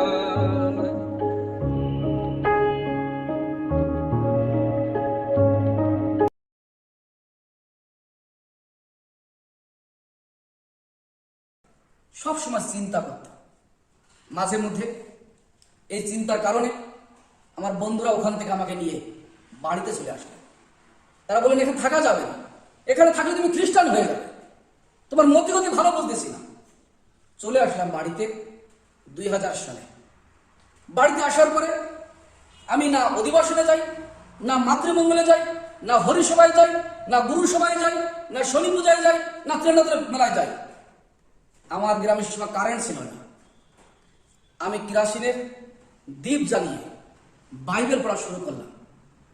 যখন বাইবেল পড়া শুরু করতেছি, আমি যিশুকে গ্রহণ করবার আগে আমি আগেই বাইবেলের আদি পুস্তক পুরো পড়েছি, যাত্রা পুস্তক পড়েছি, আমি আগেই গীত সংহিতা পুরো পড়েছি, নতুন নিয়ম পুরো পড়েছি। এইভাবে যখন পড়ি, বাইবেল আমার কাছে একটা খুব ইন্টারেস্টজনক পুস্তক হয়ে গেল, খুব ভালো লাগলো। হঠাৎ একদিন মা বললেন, কি ব্যাপার, ঘরের কেরাসিন মাস গেল না, তার মাঝখানে কেরাসিন সব শেষ? আমি বললাম, মা, আমি কিছুদিন ধরে বাইবেল পড়তেছি, এই জন্য কেরাসিন শেষ হয়ে গেছে। আমি বহু রাত ধরে আমি বাইবেল পড়ি। মা বলো, তুমি আগে যা ছিলে আবার কি ঘরের মধ্যে ঢুকাই দিলে, বাইবেল পড়তেছে? আমি বলছি, মা, আমি তো আর মদ্যপান করি না, আমি খারাপ কাজে আসক্ত না, কিন্তু দেখে আমার মা খিটিমিটি। আমার মনের মধ্যে আবার আঘাত লাগে। এমন একটা জায়গায় যাব যেখানে বসে বাইবেল পড়তে পারি, যেখানে বাইবেলের বিষয়ে আরো গভীর জানতে পারি। এই সিদ্ধান্ত নিলাম। মাঝে মধ্যে যখন বাড়িতে থাকতাম, মা আর বাবা এক রুমে শুতো, আমি অন্য ঘরে শুতাম। বাইবেলের থেকে ছোট ছোট গল্পগুলো আমি এই রুমে ওই রুমে মায়ের সঙ্গে বলতাম, বাবার সঙ্গে বলতাম। তারা শুনতো, কিন্তু তাদের মুখ থেকে কোন রকম উৎসাহিতজনক কথা পাইতাম না। নতুন নতুন গল্প, কারণ কি বাইবেলে সব তো নতুন নতুন নাম, যাকব, যোসেফ, আব্রাহাম, মতি, লূত, সব নতুন নতুন নাম। সেই সময় বাড়ির লোকদেরকে কেরাসিন নাই বলে আর সারা রাত বাইবেল পড়ি বলে তাদের বিরক্ত হওয়ার কারণে 2002 সালের শেষ প্রান্তে, অর্থাৎ 2003 সালে চলে আসি পুনরায় বেঙ্গলুরু আলসুর বলে একটা জায়গায় আমি চলে আসি। ওইখানে আলসুরে আসার আগে কয়েকটা জায়গায় কাজ খুঁজেছি, কাজ পাচ্ছিলাম না। আমার সঙ্গে একজন বন্ধু ছিলেন যার নাম সঞ্জু। তিনি বললেন, আরে সাজন ভাই তো তোমার বলেছিল তোমার যাই ইচ্ছা তুমি তাই যাও, প্রভু দিবে। আমরা একটু চাই না প্রভুর কাছে, আমরা প্রার্থনা জানি না কিছু, ওরা প্রার্থনা করতে আমরা শুনতাম, ভালো লাগতো। তাহলে মজাক করে বললাম, প্রভু একটা কাজ দিয়ে দাও। হঠাৎ আমরা আলসুরে একটা কাজ পেয়ে গেলাম। যখন কাজ পেয়ে গেলাম, কাজটা খুব ভালো কাজ। সঞ্জু আমার যে বন্ধু, তিনি বললেন, দেখলি প্রার্থনা করার সঙ্গে সঙ্গে প্রভু যিশু আমাদের প্রার্থনা উত্তর দিলেন। ধুর, এদের কাজের লোকের দরকার ছিল, তাই ওরা আমাদের কাজ দিয়েছে। যিশু যদি সব করে তাহলে আমাকে দেখাতে কিছুটা অলৌকিক কাজ। আমার বন্ধু বলে, কি অলৌকিক কাজ দেখতে চাই? আমি বললাম, অলৌকিক কাজ। সঙ্গে সঙ্গে দেখলাম পাশে একটা কলেজ ছিল, মহিলাদের একটা কলেজ ছিল, মেয়েদের কলেজ। একটা পাথর নিলাম হাতে, একটা পাথর নিয়ে আমি সোজা পাথরটা জানলায় ছুড়ে দিলাম। জানলার কাজ ভেঙে গেল। আমি আমার বন্ধুকে বললাম, যদি এই জানলা দিয়ে কোনো মেয়ে আমাকে আই লাভ ইউ বলে, তাহলে আমি জানবো যে প্রভু যিশু অলৌকিক কাজ করতে পারে। এই বলে প্রার্থনা করলাম। সময় দেখি ওই জানলা দিয়ে এক মেয়ে আমাকে আই লাভ ইউ বলছি। আমার বন্ধু বলছে, কি অবাক। আমি ধরতে, শহরে মেয়েরা নোংরা, চরিত্র খারাপ, এরা যাতাই করতে পারে। এতদিন জানলাগুলো বন্ধ ছিল, তারা সময় পেত না, আজকে জানলা ভেঙে গেছে, তার কথা বলতেছে। না না, এটা প্রার্থনার উত্তর। আমি ধর, যদি প্রভুর সাথে সত্যিই হয় তা দেখেন তো ওই মেয়েগুলো আমাদের কলোনিতে আসুক তো। বলছে, আয় প্রার্থনা করি। আমরা বললাম, ছোট্ট চোখ বন্ধ, যিশু তুমি তো সব করো, ওই মেয়েগুলো আমাদের কলোনিতে নিয়ে আসো তো, তাহলে আমরা তোমাকে বিশ্বাস করবো। আমরা তো প্রার্থনা জানি না, এগুলি আমরা প্রার্থনা করছি। আর হাসতাম, মানে প্রার্থনার মধ্যে একটা মজা, তাহলে প্রার্থনা একটা ঠাট্টা। রাত্রে খেয়ে দিয়ে ঘুমালাম। রাত একটা 12টা, 12:30টার সময় 4টে মেয়ে আমাদের রুমে চলে আসলেন। রুমের দরজা ঠক ঠক করছে, আমরা সবাই ঘুমিয়ে পড়েছি সিভিল লাইনে। আমাদের পোশাক কেমন থাকতে পারে, আমরা ঘুমিয়ে ঘরে আছি। দরজা খুললাম, এত গভীর রাত থেকে দরজা ঠকঠক করে। 4টে মেয়ে আসলেন। একজনের নাম ছিল এস রশি, ডাক নাম জিভা। একজনের নাম ছিল এস সোমা। আরেকজনের নাম ছিল জয়ন্তী চিত্রা। আরেকজনের নাম ছিল শান্তি। এই 4জন মেয়ে আমাদের ঘরে চলে আসে। জীবনে আমি সেদিনকে অনুভব করলাম যে ভয় কি। জীবনে ভয় মানে কিছু জানতাম না, আমার ভিতরটা কেঁপে উঠলো। কি আশ্চর্য, এরা কি করে পাঁচিল ডিঙালো, কি করে পাঁচিল পার হয়ে আসলো। অভাব, ভয় লাগছে। তারা বলে কিছু খেতে দিবে না। এই যে কথাগুলো বলতেছে, আমার গ্রামের, নিজের গ্রামে একজন কাকা ছিলেন, নাম রামপদ গোলদা। আমার নিজের গ্রামে একজন ভাই ছিলেন রমেশ মৈত্র। এবার গ্রামের লোকও ছিল সেখানে। সেই অবস্থায় রাত্রে অনেক কিছু বানানো হলো, গভীর রাত, কিছুই ভাবতে পারতেছি না কি করে যে আমাকে ভালোবাসলো। কালো পোশাক, মুখে দাড়ি, হাফ প্যান্ট, 15 দিন স্নান করি না, চেহারা খুব বিকৃতি, গলায় আবার সাধু মালা, কি করে আমাকে পছন্দ করলো। যাই হোক, তাদের মধ্যে তারা বলল, তোমাকে এই মেয়েটা খুব ভালোবাসে। সেই মেয়ের জালে 9 মাস পড়ে থাকলাম। মেয়েটা খ্রিস্টান ছিল।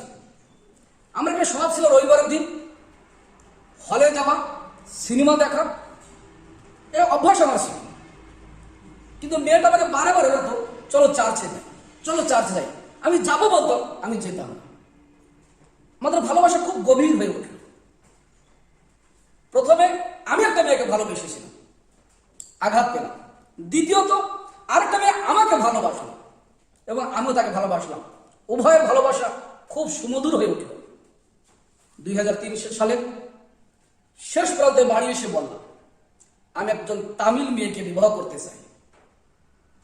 বাড়ির লোক তাতে রাজি হয়ে গেল, ঠিক আছে যা পারে করুক। এইভাবে দিন কাটতেছে। 2003 সালে তামিল মেয়েকে ভালোবেসে 2004 সালে জুন মাসের 10 তারিখে আমাদের বিবাহের ডেট ঠিক হলো। ফলে আমি যখন সেখানে গিয়েছিলাম একটু আগে, আমি যিশুকে না জানার কারণে তার মা আমাকে দিলেন না, আমাকে অপমান করে বাড়ি থেকে বাহির করে দিলেন। আমি সেইখানে ওই গ্রামে একটা চার্চে বসে আমি অনেক চিন্তা করতেছিলাম। আমি যে ধরনের কাজ করতাম সেগুলো বলাও আমার কাছে দুষ্করের বিষয়। ইউটিউব চ্যানেলে সিদ্ধান্ত নিয়ে নিলাম, হতে পারি একা, কিন্তু গ্রাম আমি রাখবো না। এই গ্রামের সঙ্গে আমি লড়াই করবই করবই।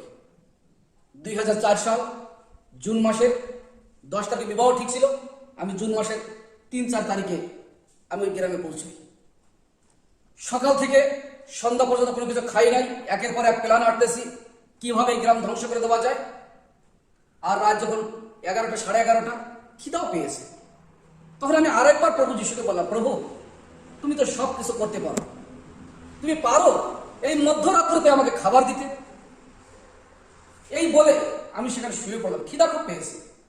মন্দির ভিতরে একটা প্ল্যান সব কাটতেছি যে কি করে গ্রাম ধ্বংস করা যায়।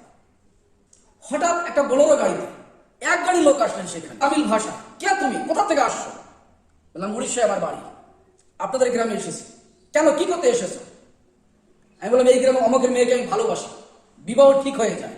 আমি যিশুকে না জানার কারণে তারা আমাকে মেয়ে দিতে চায় না, অতএব আমি তাদের সঙ্গে, এমনকি গ্রামের সঙ্গে আমি লড়াই করতে চাই। বলে, তুমি খাওয়া দাওয়া করেছো? আমি অবাক হয়ে গেলাম। এই প্রশ্ন, আমার প্রসঙ্গ আলাদা কিন্তু এদের প্রসঙ্গ আলাদা। আমি সকাল থেকে কিছু খাওয়া দাওয়া করিনি। বলছে, আগে খাওয়া দাওয়া করো, তবে তো শক্তি পাবে, তবে তো লড়াই করবে। সে মধ্যরাত্রিতে এক হোটেলে নিয়ে গিয়ে হোটেলওয়ালাকে ঘুম থেকে উঠিয়ে আমাকে পেট ভরে খাওয়া করাবে। আমি প্রভুকে ধন্যবাদ দিলাম যে প্রভু, একের পর এক তুমি চমৎকার আমার জীবনে করতেছো, একের পর এক তুমি আশ্চর্য আমার জীবনে করতেছো। সেইখান থেকে আমি সকালবেলা চলে আসলাম পুনরায় বেঙ্গলোরে এসে আমি চিন্তা করলাম খ্রিস্টান সোসাইটিটাকে পুরো ধ্বংস করে দেবো। খ্রিস্টান সোসাইটির বিলকুল রাখবো না এই দেশের মধ্যে। কারণ খ্রিস্টান মানুষেরা আমাকে দুঃখ দিয়েছে, আমার ভালোবাসা নিয়ে খেলা করেছে। কারণ বিবাহের আগে একবার আমি এসেছিলাম ওই বাড়িতে, তার বাবার সঙ্গে কথা হয়েছিল, পরিবারের সঙ্গে কথা হয়েছিল, তার মা ছিল না। সেই সময় আমাকে অপমান করা হয়নি, সেই সময় আমাকে ভালোবাসা দেওয়া হয়েছিল। কিন্তু বিবাহের সময় যখন আমার বিবাহ ব্যাঘাত ঘটে, আঘাত ঘটে, আমি তখন চিন্তা করলাম এই খ্রিস্টান সমাজকে ধ্বংস করবার জন্য আমাকে কবিরাজ হতে হবে, তন্ত্রমন্ত্র শিখতে হবে। 2004 সালে জুন মাসে আমি চলে গেলাম কামরূপ কামাখ্যায় ঠিকানা নিয়ে। যখন ত্রিপতি পার হয়ে যায়, বেঙ্গালুরু থেকে ট্রেন ছাড়ে, বেঙ্গালুরু টু গুয়াহাটি এক্সপ্রেস, ত্রিপতির ওইখানে এসে আসামের পরিবারের সঙ্গে সাক্ষাৎ হয়। বাড়িওয়ালার নাম ছিল বাসুদেব গোয়ালা, তার মিসেসের নাম ছিল আরতি গোয়ালা, তার মেয়ের নাম ছিল বিজয়া গোয়ালা। তাদের সঙ্গে আরো এক পরিবার থাকে কানাই কর্মী বলে, সেই পরিবারের সঙ্গে যুক্ত হয়ে আসছিলাম, ট্রেন প্রচুর ভিড় ছিল। আরেকটু বলতে ভুলে গেছি, যখন রেল স্টেশনে ছিলাম সেখানে আমার মতন আরো 2 জন বন্ধু ছিলেন। তাদের জীবনের অনেক ইতিহাস, আমার ইতিহাস তাদেরকে বললাম, তাদের ইতিহাস আমাকে বললেন। বলার পরে প্রথমে একজন বাথরুমে গেলেন ব্যাগ রেখে, আমরা 2 জন দেখলাম। তারপরে আমরা 2 জন বাথরুমে গেলাম, সে বসে থাকলো, আমার ব্যাগটা নিয়ে চলে গেল। আমার হাতে আর কিছু নাই, থাকার মধ্যে আমার পরনে জামা প্যান্ট, যত সামান্য পয়সা আমার কাছে। তবু আমি ভাবলাম আমি কামরূপ কামাখ্যায় যাব, আমি আর খ্রিস্টান হব না, কেন বদলা আমাকে নিতেই হবে। শত্রু আমার জীবন অনেক বেড়ে গেছে। আমার পুরাতন ভালোবাসার সময় কিছু শত্রু, যাদের নাম আমার খাতায় লেখা হয়ে গেছে, মৃত্যুর তালিকায় তাদের নাম চলে এসেছে। দ্বিতীয়ত এবার দ্বিতীয় তালিকায় নাম এসেছে, খ্রিস্টান সমাজকে আমি ধ্বংস করে দেব। কামরূপ কামাখ্যায় যাওয়ার পথে ত্রিপতি বাঁধে, সেখানে এক পরিবারের সঙ্গে পরিচয় হয়। দেখি সেখানে ট্রেনে ভিড় আর চাপাচাপি, আর তাদেরকে আমি সহযোগিতা করলাম, রক্ষা করলাম।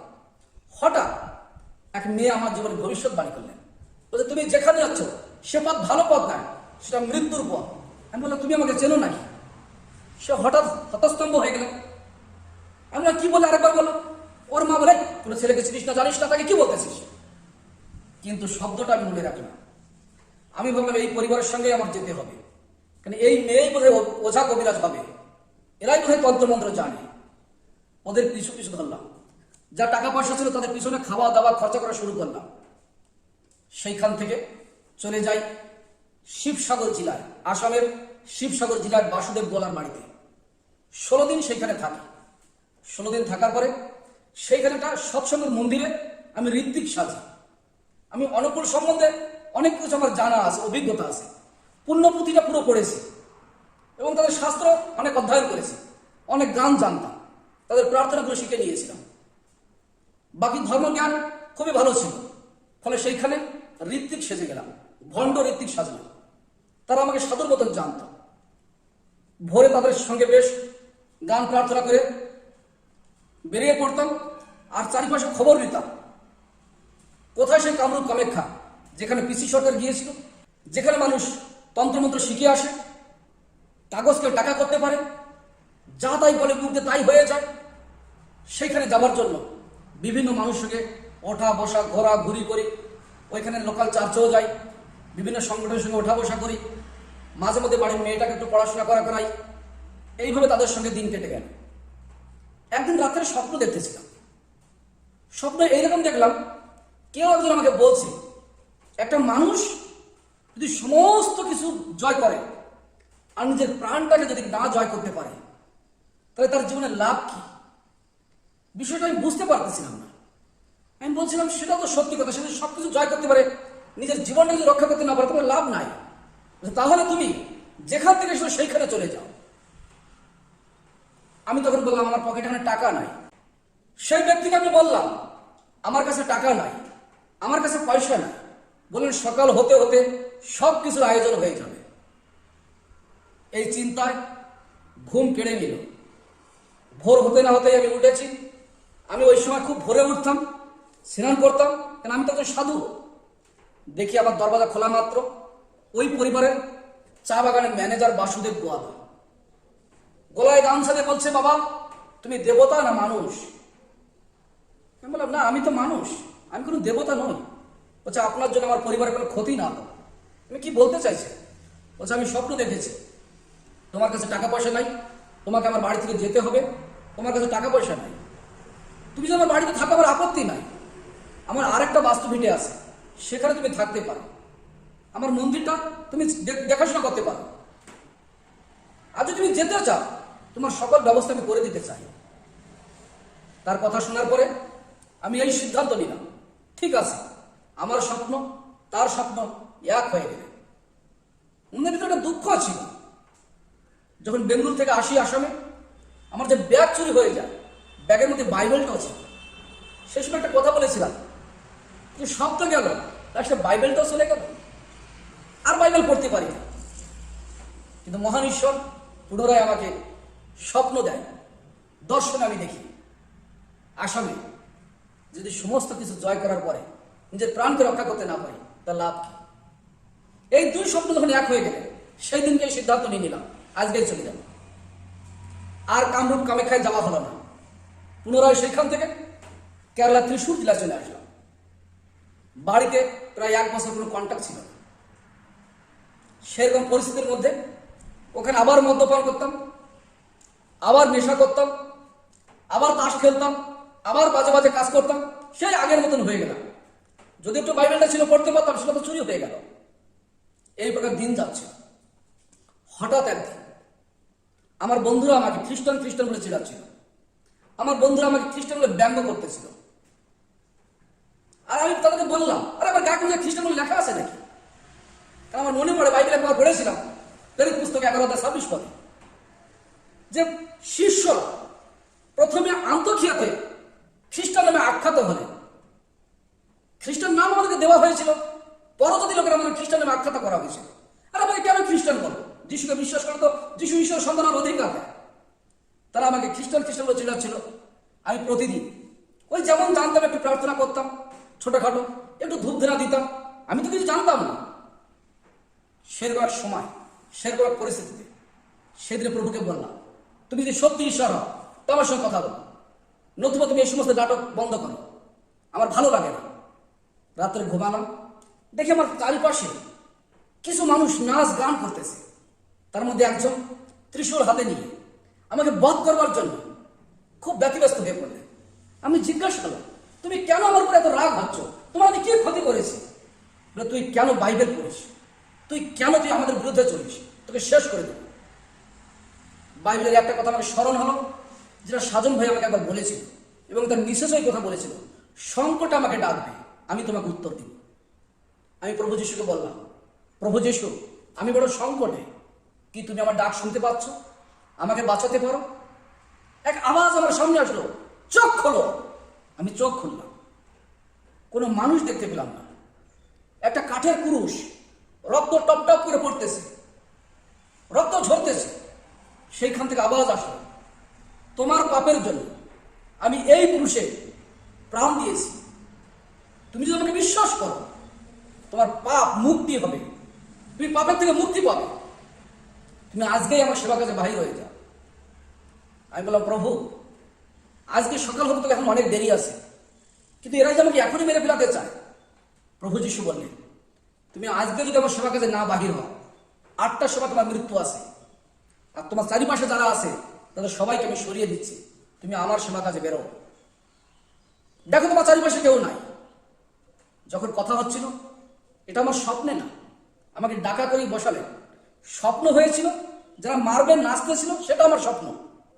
প্রভু যিশুরা আমাকে ডাকলেন, সেটা আমি অজ্ঞান অচৈতন্য অবস্থায় আমি বসে তার সঙ্গে কথা বলতেছিলাম।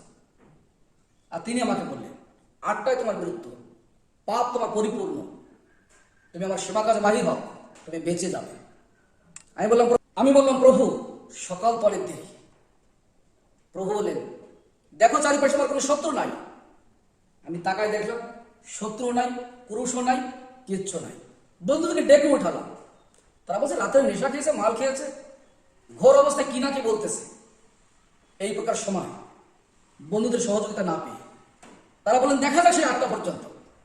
8টা পর্যন্ত টাইম হলো। আর সেই সময় কার্পেন্টার লোক, রডের লোকেরা এই নিয়ে গন্ডগোল হলো। কিছু এক গ্রুপের লোকেরা আরেক গ্রুপের কাঠ দিয়ে রান্না করে খেয়েছে। তাই নিয়ে বিশাল সংগ্রাম, লড়াই শুরু হয়ে গেল। আমি চিন্তা করলাম, এই লড়াইতে আমি যোগদান করলে আমি মারা পড়ে যাব। আমি সেইখান থেকে বাহির হয়ে, পকেটে 65 টাকা ছিল, কোনো টাকার ভাগ পেলাম না। একটা অটো যাচ্ছিল, অটোতে উঠে গেলাম।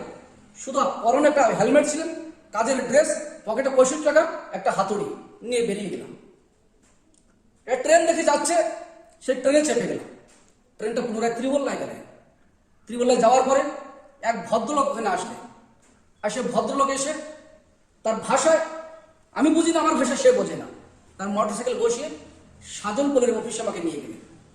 আর সেখানে যখন গেলাম, আমি খুব লজ্জিত হলাম, কারণ আমি এক সময় সাজনপল্লীর বিরুদ্ধে চলে গিয়েছিলাম।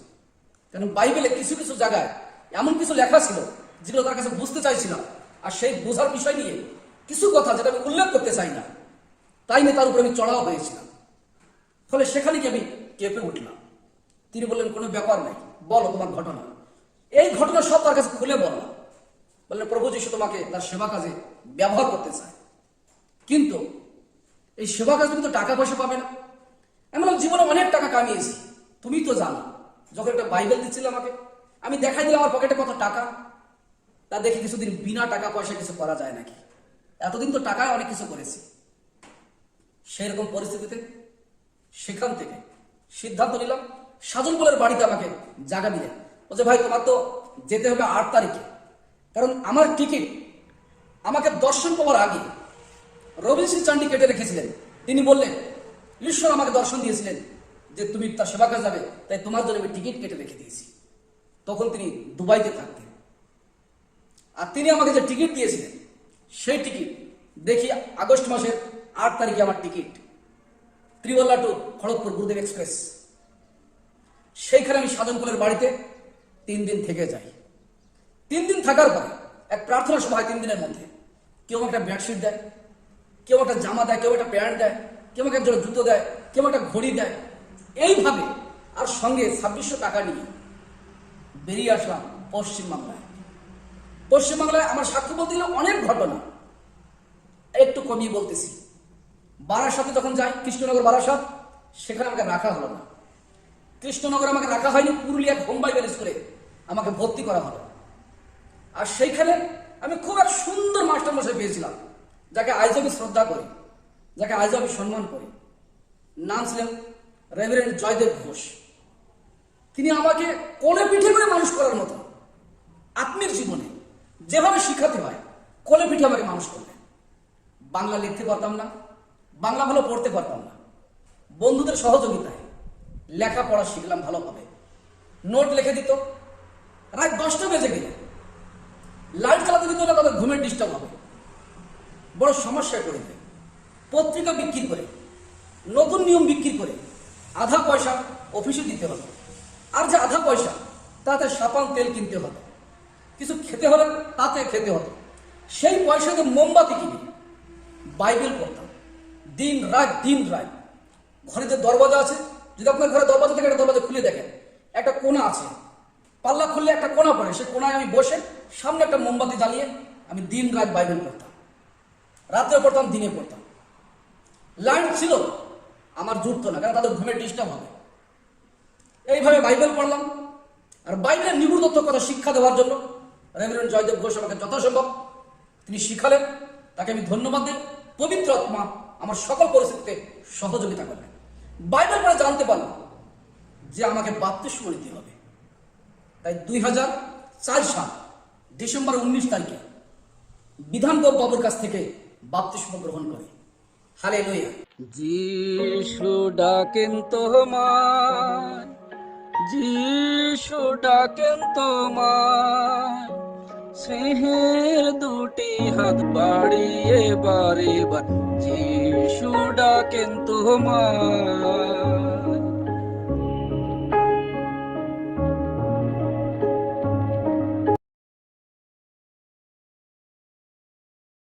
আর সেই দিন থেকে আজ পর্যন্ত এক শান্তি অনুভব করলাম। সেই দিন থেকে আজ পর্যন্ত কোনোদিন মদ্যপান করিনি, কোনোদিন মারামারি করি নাই, কোনোদিন চুরি করি নাই, কোনোদিন আর কুকর্ম করি নাই। সেই সময় আমাদের ক্লাস হতো, ক্লাসের মধ্যে পত্রিকা বিক্রি করতাম।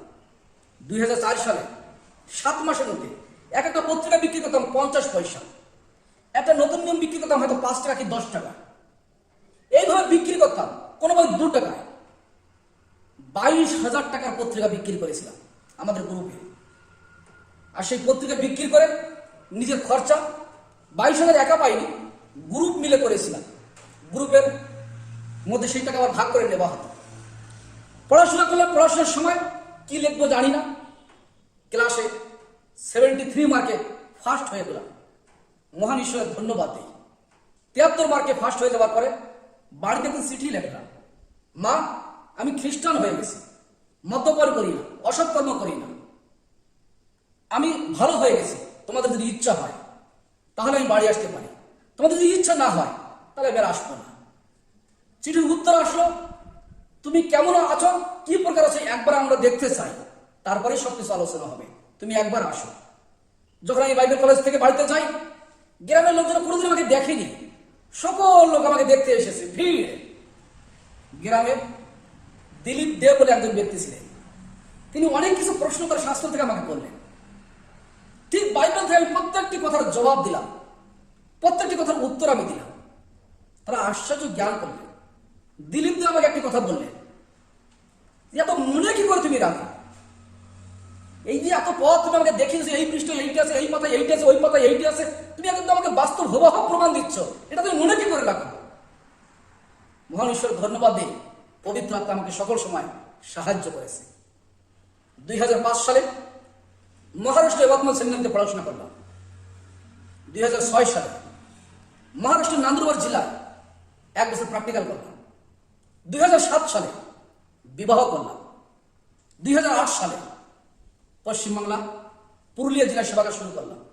2009 সালে বাঁকুড়া জেলা সুপুরে এসে প্রভু যিশুর সেবা কাজ শুরু করলাম। এইখানে সেবা কাজের শুরুতে কেউ আমাকে ঘর দিচ্ছিল না, ঘর পাচ্ছিলাম না। একটা গাছতলায় 3 মাস সেখানে ছিলাম।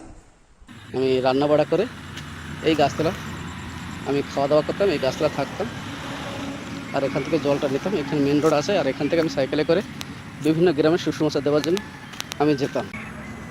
এই জঙ্গলটাই আমি ছিলাম। যখন আমি এই মাঠটায় প্রথমে থাকতাম 2009 সালে, ওই মাঠে আমি খাওয়া দাওয়া করছিলাম, তখন একটা সাঁওতাল দিদি ও আমাকে ডেকে বললো ওইখানে থাকা লাগবে না, শিশির পড়বে। এই যে গাছটা দেখছেন, ওই গাছটার ওখানে আমি 3 মাস ঘুমাই, 3 মাস থাকে। ওই যে টিনের ঘরটা দেখা যাচ্ছে, ওরাই আমাকে আশ্রয় দিয়েছিল, ওরাই বলে এই গাছতলাটা থাকো। এই পাশে আমি থাকতাম ওই গাছতলায়, ওখানে গরু বান্ধা থাকতো আর আমিও থাকতাম। 3 মাস মাথার উপর দিয়ে ঝড়, বর্ষা, গরম চলে যাচ্ছিল। গাছতলায় ঘর নেই বলে ফ্যামিলিকে উড়িষ্যায় রেখে আসলাম। তুমি ওইখানে থাকো, দেখি এইখানে কিছু করা যায় নাকি। ওইখানে সেবা কাজ শুরু করার সময় একটা গাছতলার ভিতরে সেখানে খাওয়া দাওয়া, রান্না বাড়া এই করতে করতে ঘর ভাড়া পেয়ে গেলাম, জমি হয়ে গেল, চার্চ বিল্ডিং হয়ে গেল, সুন্দর সেবা কাজ শুরু হয়ে গেল। প্রভু যিশু আমাকে ব্যবহার করা শুরু করলেন। প্রার্থনার দ্বারা প্রভু যিশু অন্ধ মানুষকে দেখতে সাহায্য করলেন, বোবা মানুষ কথা বলতেছে, বধিরেরা শুনতে পাচ্ছে। এই আহ্বান অনুষ্ঠানে আপনারা দেখতে পাচ্ছেন কিভাবে সাক্ষ্যগুলো আমরা ছাড়তেছে। কারণ কিডনি খারাপ, ভালো হয়েছে, কেউ ডায়ালিসিস, ভালো হয়েছে। আশ্চর্য আশ্চর্যভাবে মানুষ প্রভু যিশুর কাছে উপকৃত হলেন। আমি যিশুকে আসার পরে প্রভু যিশু আমাকে শান্তি দিলেন, নেশার হাত থেকে বাঁচালেন, পাপের থেকে মুক্তি পেলাম। আশা আছে মারা গেলে স্বর্গে যাব। যদি প্রভু যিশুকে আমি না আসতাম, তাহলে আমার ডায়েরিতে যাদের নাম ছিল তালিকায়, অবশ্যই তারা আমার হাতে মৃত্যু হতো। এতে যদি আমার ফাঁসিও হতো, এতে যদি আমার যা কিছু হতো, আমি চরম সিদ্ধান্ত নিয়ে নিয়েছিলাম কিছু লোকের নাম লিখে এদেরকে আমি শেষ করে দেবো। যারা আমার খুশি কেড়ে নিয়েছে ওদের জীবনে আমি খুশি দেবো না, যারা আমার শান্তি কেড়ে নিয়েছে ওদের জীবনে আমি শান্তি দেবো না, যারা আমার ভবিষ্যৎ কেড়ে নিয়েছে ওদেরকে আমি বাঁচতে দিব না। যখন বাইবেল পড়া শুরু করি, সাধন বলে আমাকে বোঝায়। যিশু বললেন তুমি যেমন তোমার অপরাধীকে ক্ষমা করবে, তেমনি প্রভু যিশু তোমাকেও ক্ষমা করবে। যিশুর দিকে তাকিয়ে আমার সকল শত্রুকে আমি ক্ষমা করে দিলাম, তাদেরকে আমি মারলাম না। একবার মনে পড়লো যাকে আমি মারবো, খুন করবো বলে সিদ্ধান্ত নিয়ে নিয়েছিলাম। যখন বাইবেল কলেজ থেকে বাড়িতে যাই আর দেখি সেই ব্যক্তির এক ছোট্ট সন্তান আমার পাশ দিয়ে ঘুরে বেড়াচ্ছে, সেই সময় সেই সন্তানকে দেখে আমি খুব মমতা হলো, আমার ভিতরে করুণা হলো। আমি চিন্তা করলাম যদি এই ব্যক্তির গার্জেনকে আমি মেরে ফেলাতাম, এ অনাথ হতো, অনাথভাবে বড় হতো, এর ভাগ্যটা তো কষ্ট, দুঃখ, চোখের জল, ভালো খেতে পারতো না, মা বাবার ভালোবাসা পেত না। আমি কত বড় জঘন্য কাজ করতেছিলাম, কত বড় জঘন্য কাজ করবার জন্য আমি সিদ্ধান্ত নিয়ে নিয়েছিলাম। আমি যিশুকে ধন্যবাদ দিলাম, প্রভু কত মহান, এই সমস্ত মানুষের পাপের ভাগিদার আমি হয়ে যেতাম। কারণ এদের মা বাবা আমার খাতায় লিখিত হয়ে গেছে, এরা মৃত্যুর খাতায় এদের নাম উঠে গেছে। আর আমার ইচ্ছা ছিল যাদের মেরে ফেলাবো তাতে যদি আবার ফাঁসিও হয়। প্রভু ধন্যবাদ দেই, তুমি সেখান থেকে আমাকে বাঁচিয়েছো। আমার কিছু কিছু দুঃসাহস ছিল, আমি বাঁচবো না বলে যদি মরে যেতে মরে যাবো এরকম সিদ্ধান্ত নিয়ে কিছু দুঃসাহস ছিল। আমি 30 ফুট উঁচু থেকে জলে লাফ দিয়ে স্নান করতাম, শুধু একদিন না 2 দিন না, আমি কয়েক মাস একটা গাছ ছিল নদীর কূলে, গ্রামের লোকের সামনে, আমি 30 ফুট উঁচু থেকে আমি লাফিয়ে জলে পড়তাম, দেখি যদি কিছু হয়তো হয়ে যায়। কিন্তু সেখান থেকে ঈশ্বর আমাকে বাঁচিয়ে নিয়ে এসেছে। অনেক সময় আমি 7 কিলোমিটার 8 কিলোমিটার নদী সাঁতার দিয়ে পার হয়ে গেছি, মানুষ বলছে বাঁচাও ওকে বাঁচাও, কিন্তু আমি মজাক ভাবে নিয়ে নিয়েছি। দুঃসাহস, অনেকবার আমি যা ইচ্ছা আমি তাই করেছি। আমার জীবনে এক মেয়ের জন্য খারাপ হলাম, আরেক মেয়ের জন্য ভালো হয়ে গেলাম, যিশুকে জানতে পারলাম। আমার জীবনে কিছু কিছু মেয়েরা আমাকে প্রচুর ভালোবেসেছে, যাদেরকে আমি মোটে ভালোবাসি। আবার কিছু কিছু মেয়েকে আমি ভালোবেসেছি, তারা আমাকে ভালোবাসে। আবার কিছু কিছু জায়গায় সেও ভালোবাসে, আমিও ভালোবেসেছি, কিন্তু কোনো কাজ হয়নি। এই প্রকার 13টা মেয়ের সঙ্গে আমার জড়িত সম্পর্ক। এই মন্দ পথ থেকে প্রভু ফিরে এনে এক পবিত্র জীবন আমাকে দিয়ে দিলেন, সুন্দর জীবন আমাকে দিয়ে দিলেন। মহান ঈশ্বর আমি ধন্যবাদ দিই। আমার বিবাহ এই প্রকার হয়, যখন বিবাহ করবো বলে সিদ্ধান্ত নিই, আমি বাড়িতে যাই, আর বাড়িতে যাওয়ার পরে আমার মাসিমার সন্তান পা ভেঙে যায় কাজে, আর সেইখানে মাসিমা কান্না করার কারণে তার সন্তানকে হসপিটালে ভর্তি করবার জন্য সেখানে 13 দিন আমার কেটে যায়। আর সেইখানে আমি বললাম যে আমার বিবাহের জন্য একটি পাত্রী দরকার, আমি এখানে থাকতে পারছি না, চলে আসতেছি। এক কাকা সে আমাকে সাহায্য করলেন, বলে চলো আমরা এই পথে যাই। সে একটা ব্লেড কিনলেন, আমাকে দাড়ি কেটে দিলেন, সাজিয়ে গুজিয়ে সুন্দরভাবে আমাকে নদী পার করে সেই মেয়ের বাড়িতে আনলেন। আর তিনি আমাকে ভিতরে ভিতরে বললেন এই মেয়েটা পছন্দ হয়। আমি প্রভুর কাছে প্রার্থনা করলাম, প্রভু এখন বাস দেওয়ার সময় না, অথচ এই বাড়ি থেকে আমরা বাইরে হয়ে যাবো। যদি তারা জোর করে আটক করে রাখে তাহলে আমি যাবো তোমার ইচ্ছা, আর যদি তারা জোর না করে তাহলে এতে তোমার কোনো ইচ্ছা নাই। আর সেইখানে যখন প্রার্থনা করে বললাম, তাদের সঙ্গে কথাবার্তা বললাম, আর সে কাকা বলল এই ভাইও তোমাদের খ্রিস্টান। আর যখন পরিচয় হলো তারা আমাকে খুব সম্মান করলো, আর আমি তাদের মধ্যে যিশুর বাক্য বললাম। আমি বললাম আর বেশি বসবো না, সময় হয়ে গেছে, আমরা চলে যাই। তারা আমার মিসেস, তাকে একদিন বিবাহ করেছি, সেই দিন আমার তার সঙ্গে প্রথম দেখা হয়। তিনি বললেন আমি 4 বছর প্রার্থনা করতেছি আমার বাড়িতে একজন পাস্টার আসো। যদি অন্য ভাষায় বলা হয়, একজন পাস্টারের সঙ্গে বিবাহ করার জন্য আমি 4 বছর প্রার্থনা করতেছি। এটা আমার ব্যক্তিগত বর্তমানের ভাষা। সেই সময় তিনি বললেন আমি 4 বছর প্রার্থনা করছি আমার বাড়িতে একজন পাস্টার আসো, আর আজকে আপনি আমার বাড়িতে এসেছেন, আপনি কি করে যাবেন? আজকে রাত্রে থাকেন, সকালে আপনি চলে যাবেন। সেখানে থাকলাম, যিশুর কথা বললাম, তার বিষয়ে জানলাম। তার ভিতরে এত আনন্দ, এত খুশি। সকালবেলা হলো, সেই কাকা, তার নাম ছিল নিরাপদ সরকার, আর আমি আছি খ্রিস্টান পালক সুশীল চন্দ্র সর্দার। সেই কাকা তার মতন প্রার্থনা করলেন, আর আমি যখন আমার মতন প্রার্থনা করলাম, আমার স্ত্রী, তার পরিবার লোক আশ্চর্য হয়ে গেলেন যে এই অঞ্চলে এই ভোরবেলার সময় এইরকম একজন পালক মশাই আছেন যিনি আমার বাড়িতে এই ভোরে প্রার্থনা শুরু করতেছেন, অথচ আমরা খ্রিস্টান ফ্যামিলি, আমরা এত ভোরে প্রার্থনা করি না। সেখান থেকে আমরা বাহির হয়ে আসলাম। এই কথা রাত্রের প্রচার, সকালের প্রার্থনা আমার স্ত্রী চোখের সামনে যেন ভাসতেছে। সে তার বান্ধবীদের সঙ্গে বলছে, লাইলা জানিস এই প্রকার একজন পাস্টার আমার বাড়িতে এসেছিল। প্রভা জানিস এই প্রকার একজন পাস্টার আমার বাড়িতে এসেছিল। রাজু জানিস এই প্রকার একজন পাস্টার আমার বাড়িতে আসতেছিল।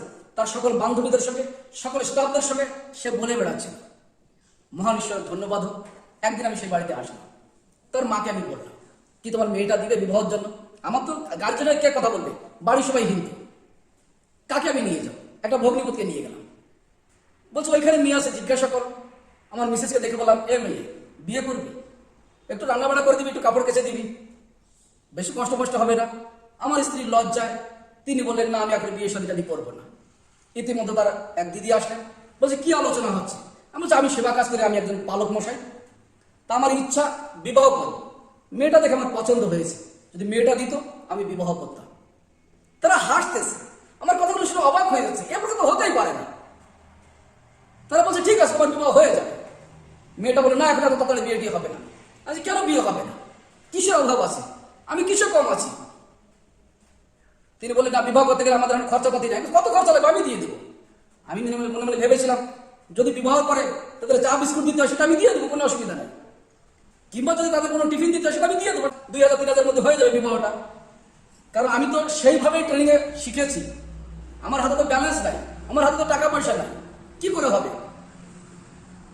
তারা আমার কথাগুলো শুনে অবাক হয়ে যাচ্ছে।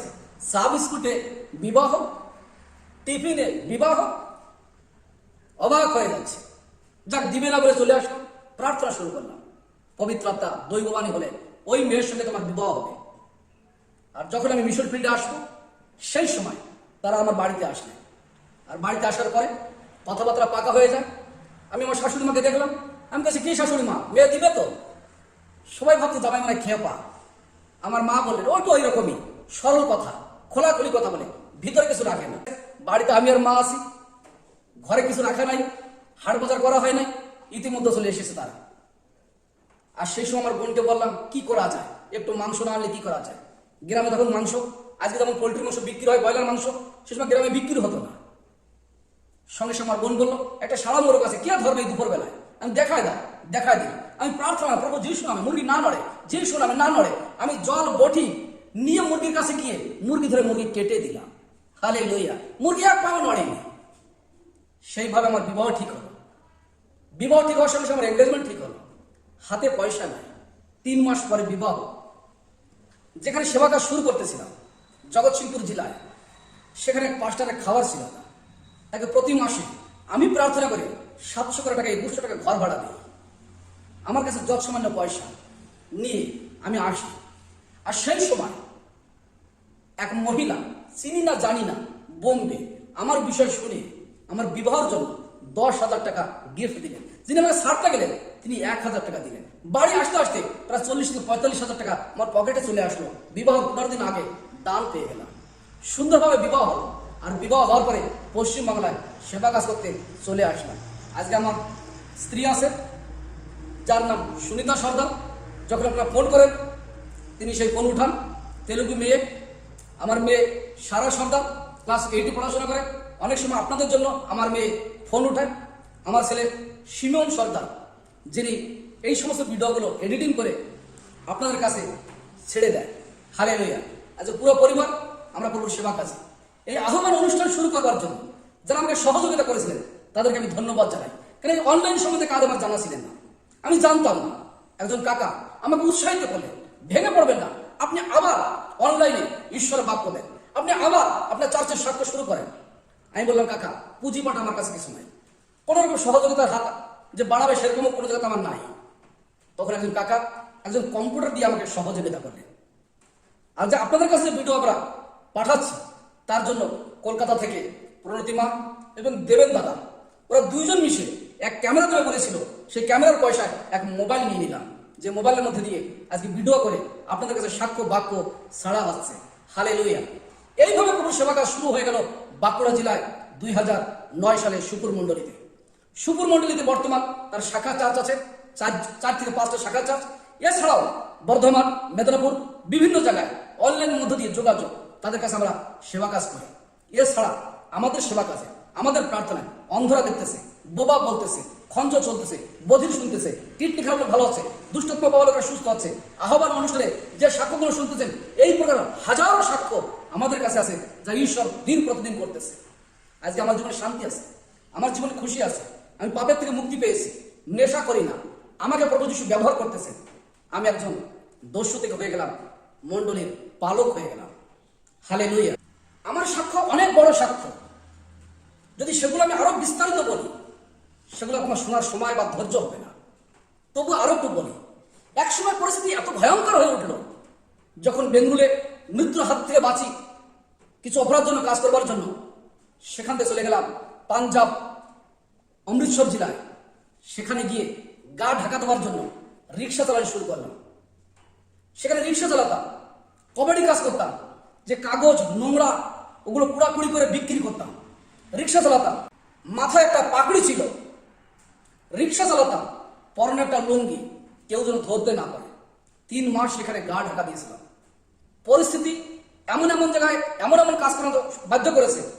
আমি যিশুকে জানবার আগে বদমাশ কাজ করে কোনো সময় কারোর বাড়িতে বাসন ধুয়েছি, কারোর বাড়িতে ঝাড়ু মেরেছি, কোনো জায়গায় রিক্সা চালিয়েছি যাতে নিজেকে কেউ চিনতে না পারে, নিজেকে কেউ জানতে না পারে। আর বাকি তো তামিলনাড়ু, কর্ণাটক, কেরালা, অন্ধ্রপ্রদেশ এরকম 14টা রাজ্য আমি ঘুরে বিভিন্ন রকম কাজ করেছি।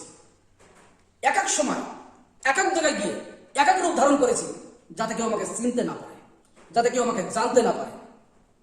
ঈশ্বর ধন্যবাদ দিই, আজকে তিনি আমাকে বেছে নিয়েছে। যদি প্রভু যিশু আমাকে না বাঁচত তাহলে আমার মাথার চুল পাকতো না। আজকে মাথার চুল পাকতেছে, আজকে মোষ পাকতেছে, আজকে দাড়ি পেকেছে। বিশ্বাস করি প্রভু যিশুর দয়ায় বেঁচে আছে, প্রভু যিশুর দয়ায় শান্তিতে আছে, প্রভু যিশুর দয়ায় সুন্দর পরিবার পেয়েছি। হালেলুয়া। শুধু তাই না, আমার মধ্য দিয়ে হাজারো লোকের জীবনে প্রভু আশীর্বাদ দিয়েছে, শান্তি দিয়েছে। শুধু তাই না, যতজন ভাই বোন আছে, মা সব সময় আমার উপরে নির্ভরশীল। আর মা সব সময় বলে, তোর মতন সন্তান যদি আমার আরেকজন থাকতো তাহলে আরো কত ভালো হতো। মায়ের কাছে প্রিয় সন্তান হয়ে উঠলাম। হালেলুয়া। যখনই মায়ের কিছু আবশ্যক, মায়ের কিছু দরকার, মায়ের কিছু প্রয়োজন, মায়ের সঙ্গে কথা বলা, সব সময় যেন মায়ের প্রিয় সন্তান হয়ে থাকতে পারি, সেই প্রকার আজ পর্যন্ত মা খুব ভালোবাসে, পরিবারের ভাই বোনেরা ভালোবাসে, বাবা ভালোবাসে, সবাই ভালোবাসে, খুব ভালোবাসে। হালেলুয়া। ওই যিশুকে যখন আপনি বিশ্বাস করবেন, আপনার জীবনও বদলে যাবে। আমার জীবনে আমি কি না কি করেছি, সেই কথাগুলো যখন মনে পড়ে নিজেকে ঘৃণা লাগে। সেই কথাগুলো যখন মনে পড়ে তখন ভাবি কত অন্ধকারে ছিল। সেই কথাগুলো যখন মনে পড়ে নিজেকে হাসিও পায়। পড়াশোনা করেছি, দেখে পাস। চিন্তা করে দেখে, পরিশ্রম করতে হয়নি। জেল থেকে বাহির হয়েছি, মানুষ কোলে করে নিয়ে যাচ্ছে নামযোগ্য হয়ে। হালেলুয়া। দস্যু, মন্দ মানুষ, তারা আমাকে ভালোবাসতেছে, অথচ আমি জানি না তারা পিছনে আমাকে নিন্দা করত, পিছনে আমাকে ঘৃণা করত, সামনে আমাকে ভালোবাসত। সন্ধ্যা হয়ে গেলে গ্রাম থেকে কেউ বাহির হতে পারতো না। গ্রামের মধ্যে মহিলারা ঘর থেকে বাহির হতো না, ভয়। গ্রামের মধ্যে ডর মতন ছিলাম। এছাড়া কতবার ঘরের থেকে সিক্রেট ভাবে, গুপ্তভাবে বাহির হয়ে কত মিটিংয়ে গিয়ে কত মানুষকে মেরেছি, কত মানুষকে অত্যাচার করেছি। আমার বাবা বলতো, ষাঁড় ছেড়ে দিয়েছি, যা পারো তাই করো। কত মানুষ অনুরোধ করতো, আজকে আপনার ছেলেটাকে ঘরে আটকিয়ে রাখবে। বাবা একবার সারা রাত আমাকে ঘরে আটকিয়ে রেখেছে। আমি ঘরে ঘুমিয়ে আছি। সকালবেলা দেখে বাবা ঘরে, আমি ঘুমিয়ে থেকে উঠে আমি কাজে বাহির হয়ে গেলাম। দুপুরবেলা খবর আসলো বাবার কাছে, দাদা কত করে বলে গিয়েছিলাম ছেলেটাকে আটকিয়ে রাখবে, কালকে রাত্রে আপনার ছেলে গিয়ে আমাদের গ্রামে অত্যাচার করেছে, আমার উপরে কথা নির্যাতন করেছে। বাবা বলছে আমি বিশ্বাসই করতে পারি না, কারণ কি আমি বারান্দায় শুয়েছিলাম, আমিও সেইখানে ছিলাম, আর ঘরের তালা আমি মেরে রেখেছিলাম। আমার ছেলে ঘরে ছিল, সকাল ভোর পর্যন্ত ছেলে বাহির হয়েছে, আমি নিজে চোখে দেখেছি। আপনার কথা বিশ্বাস করতে পারছি না। বলছি গোটা গ্রামের লোকের কাছে শুনে দেখেন, আপনার 14 ফাঁকি দেখা, কিন্তু আপনার ছেলেকে তাহলে দুটো, গোটা গ্রামের লোকের কাছে শুনে দেখেন। 125 গ্রামে রাজের মন্ডলের বিষয় নিয়ে একটা মিটিং করেছিলাম ভবেশ বিশ্বাসের বাড়িতে। সেদিনকে আমার বাবা আমাকে আটকিয়ে রেখেছিল। যখন মাঠের থেকে আসি, বাবা বললেন যে আমি কিছুই বলতে চাই না, শুধু আমাকে বল তুই কিভাবে কখন কোন সময় চলে গেলি আর কিভাবে কখন ঘরে প্রবেশ করলি। আমি কিচ্ছু বললাম, সত্যি কথা বল। আমি বাবাকে বললাম ঘর তো দোচালা, তাদের মাঝখানে ফাঁকাটুক আছে। আমি বাবাকে বললাম তুমি যখন বাইরে ছিলে তখন আমি চারিপাশে বালিশ দিয়ে, বেডশিট দিয়ে ঢাকা দিয়ে আমি সেখান থেকে বাহির হয়ে গিয়ে আমি মিটিংয়ে চলে গেছিলাম। আবার তোমার জাগার আগে আমি সেখান থেকে এসে ঘরের মধ্যে শুয়ে পড়েছিলাম। অতএব তুমি সারা রাত দেখেছো আমি ভিতরে ছিলাম, কিন্তু আমি সত্যি কথা রাত্রে আমি ছিলাম না। এই প্রকার হাজার ঘন্টা আমার জীবনের অপকর্ম কুকর্মের সাক্ষ্য আছে। কিন্তু প্রভু যিশুকে ধন্যবাদ দিই, তিনি বললেন আমি পাপীকে ভালোবাসি, পাপকে ঘৃণা করি। ধার্মিকের জন্য ঈশ্বর দরকার নেই, পাপীর জন্য ঈশ্বরের দরকার আছে। সুস্থ লোকের ডাক্তার দরকার নেই, অসুস্থ ডাক্তার দরকার আছে। তাই তিনি আমার মতন পাপীকে বেছে পবিত্র করে আহ্বান অনুষ্ঠানে আপনাদের জন্য বাক্য দেবার জন্য ব্যবহার করতেছে, সাক্ষ্য দেবার জন্য ব্যবহার করতেছে, প্রার্থনা করবার জন্য ব্যবহার করতেছে। হাজারো মানুষ আজও উপকৃত হচ্ছে। মহান ঈশ্বরের ধন্যবাদ করি। যেখানে আমি সেবা শুরু করেছি এইখানে ঠিকানা হচ্ছে village post Supur, district Bankura, থানা খাতড়া, রাজ্য পশ্চিমবাংলা, দেশ ভারত। আরেকবার বলছি, আমাদের ঠিকানা গ্রাম পোস্ট সুপুর, থানা খাতড়া, ডিস্ট্রিক্ট বাঁকুড়া, রাজ্য পশ্চিমবাংলা, দেশ ভারত। আমাদের মোবাইল নম্বর 0091-750-1836-714। ঈশ্বর এই সাক্ষ্যে গৌরবান্বিত হোক, ঈশ্বর আপনাকে আশীর্বাদ করুক। যদি সাক্ষ্য ভালো লেগে থাকে আসুন প্রার্থনা করি। মহান ঈশ্বর, তোমার ধন্যবাদ করি যারা আমার সাক্ষ্য শুনেছে, ওদের জীবন তুমি পরিবর্তন করো। আমার সাক্ষ্যের মধ্যে দিয়ে তুমি গৌরবান্বিত হও। প্রভু যীশু, তুমি আমাকে মৃত্যুর হাত থেকে বাঁচিয়েছ, রক্ষা করেছ, তার জন্য তোমায় ধন্যবাদ দিই। তোমার দয়ায় আমি বেঁচে আছি, তোমার দয়ায় আজকে আমি সেবা কাজে আছি, তোমার দয়ায় আজকে আমি পরিবার পেয়েছি, তোমার দয়ায় আজকে প্রভু আমি খুশিতে আছি। প্রভু যীশু, সেই দোষময় জীবন থেকে তুমি আমাকে মণ্ডলীর পালক করলে। প্রভু যীশু, ধন্যবাদ করি সেই রিক্সা চালানোর অবস্থা থেকে তুমি আমাকে আজকে মণ্ডলীর পালক করলে। ধন্যবাদ করি প্রভু যীশু, সেই মৃত্যুর মুখ থেকে আমাকে উঠিয়ে এনে হাজারো মানুষকে জীবন দেওয়ার জন্য তুমি আমার হাতকে, আমার মুখকে তুমি আজকে ব্যবহার করতেছো। ধন্যবাদ করি প্রভু যীশু, যারা আমার এই সাক্ষ্য শুনছে ওদের প্রত্যেকে তুমি আশীর্বাদ করো, মহিমা গৌরব তুমি পাও। এই প্রার্থনা প্রভু যীশু তোমার নামে চাইলাম, আমেন আমেন। আমাদের ভিডিও ভালো লাগলে লাইক করুন, নিয়মিত ভিডিও পেতে সাবস্ক্রাইব করুন, সবার আগে ভিডিও পেতে বেল আইকনে ক্লিক করতে ভুলবেন না।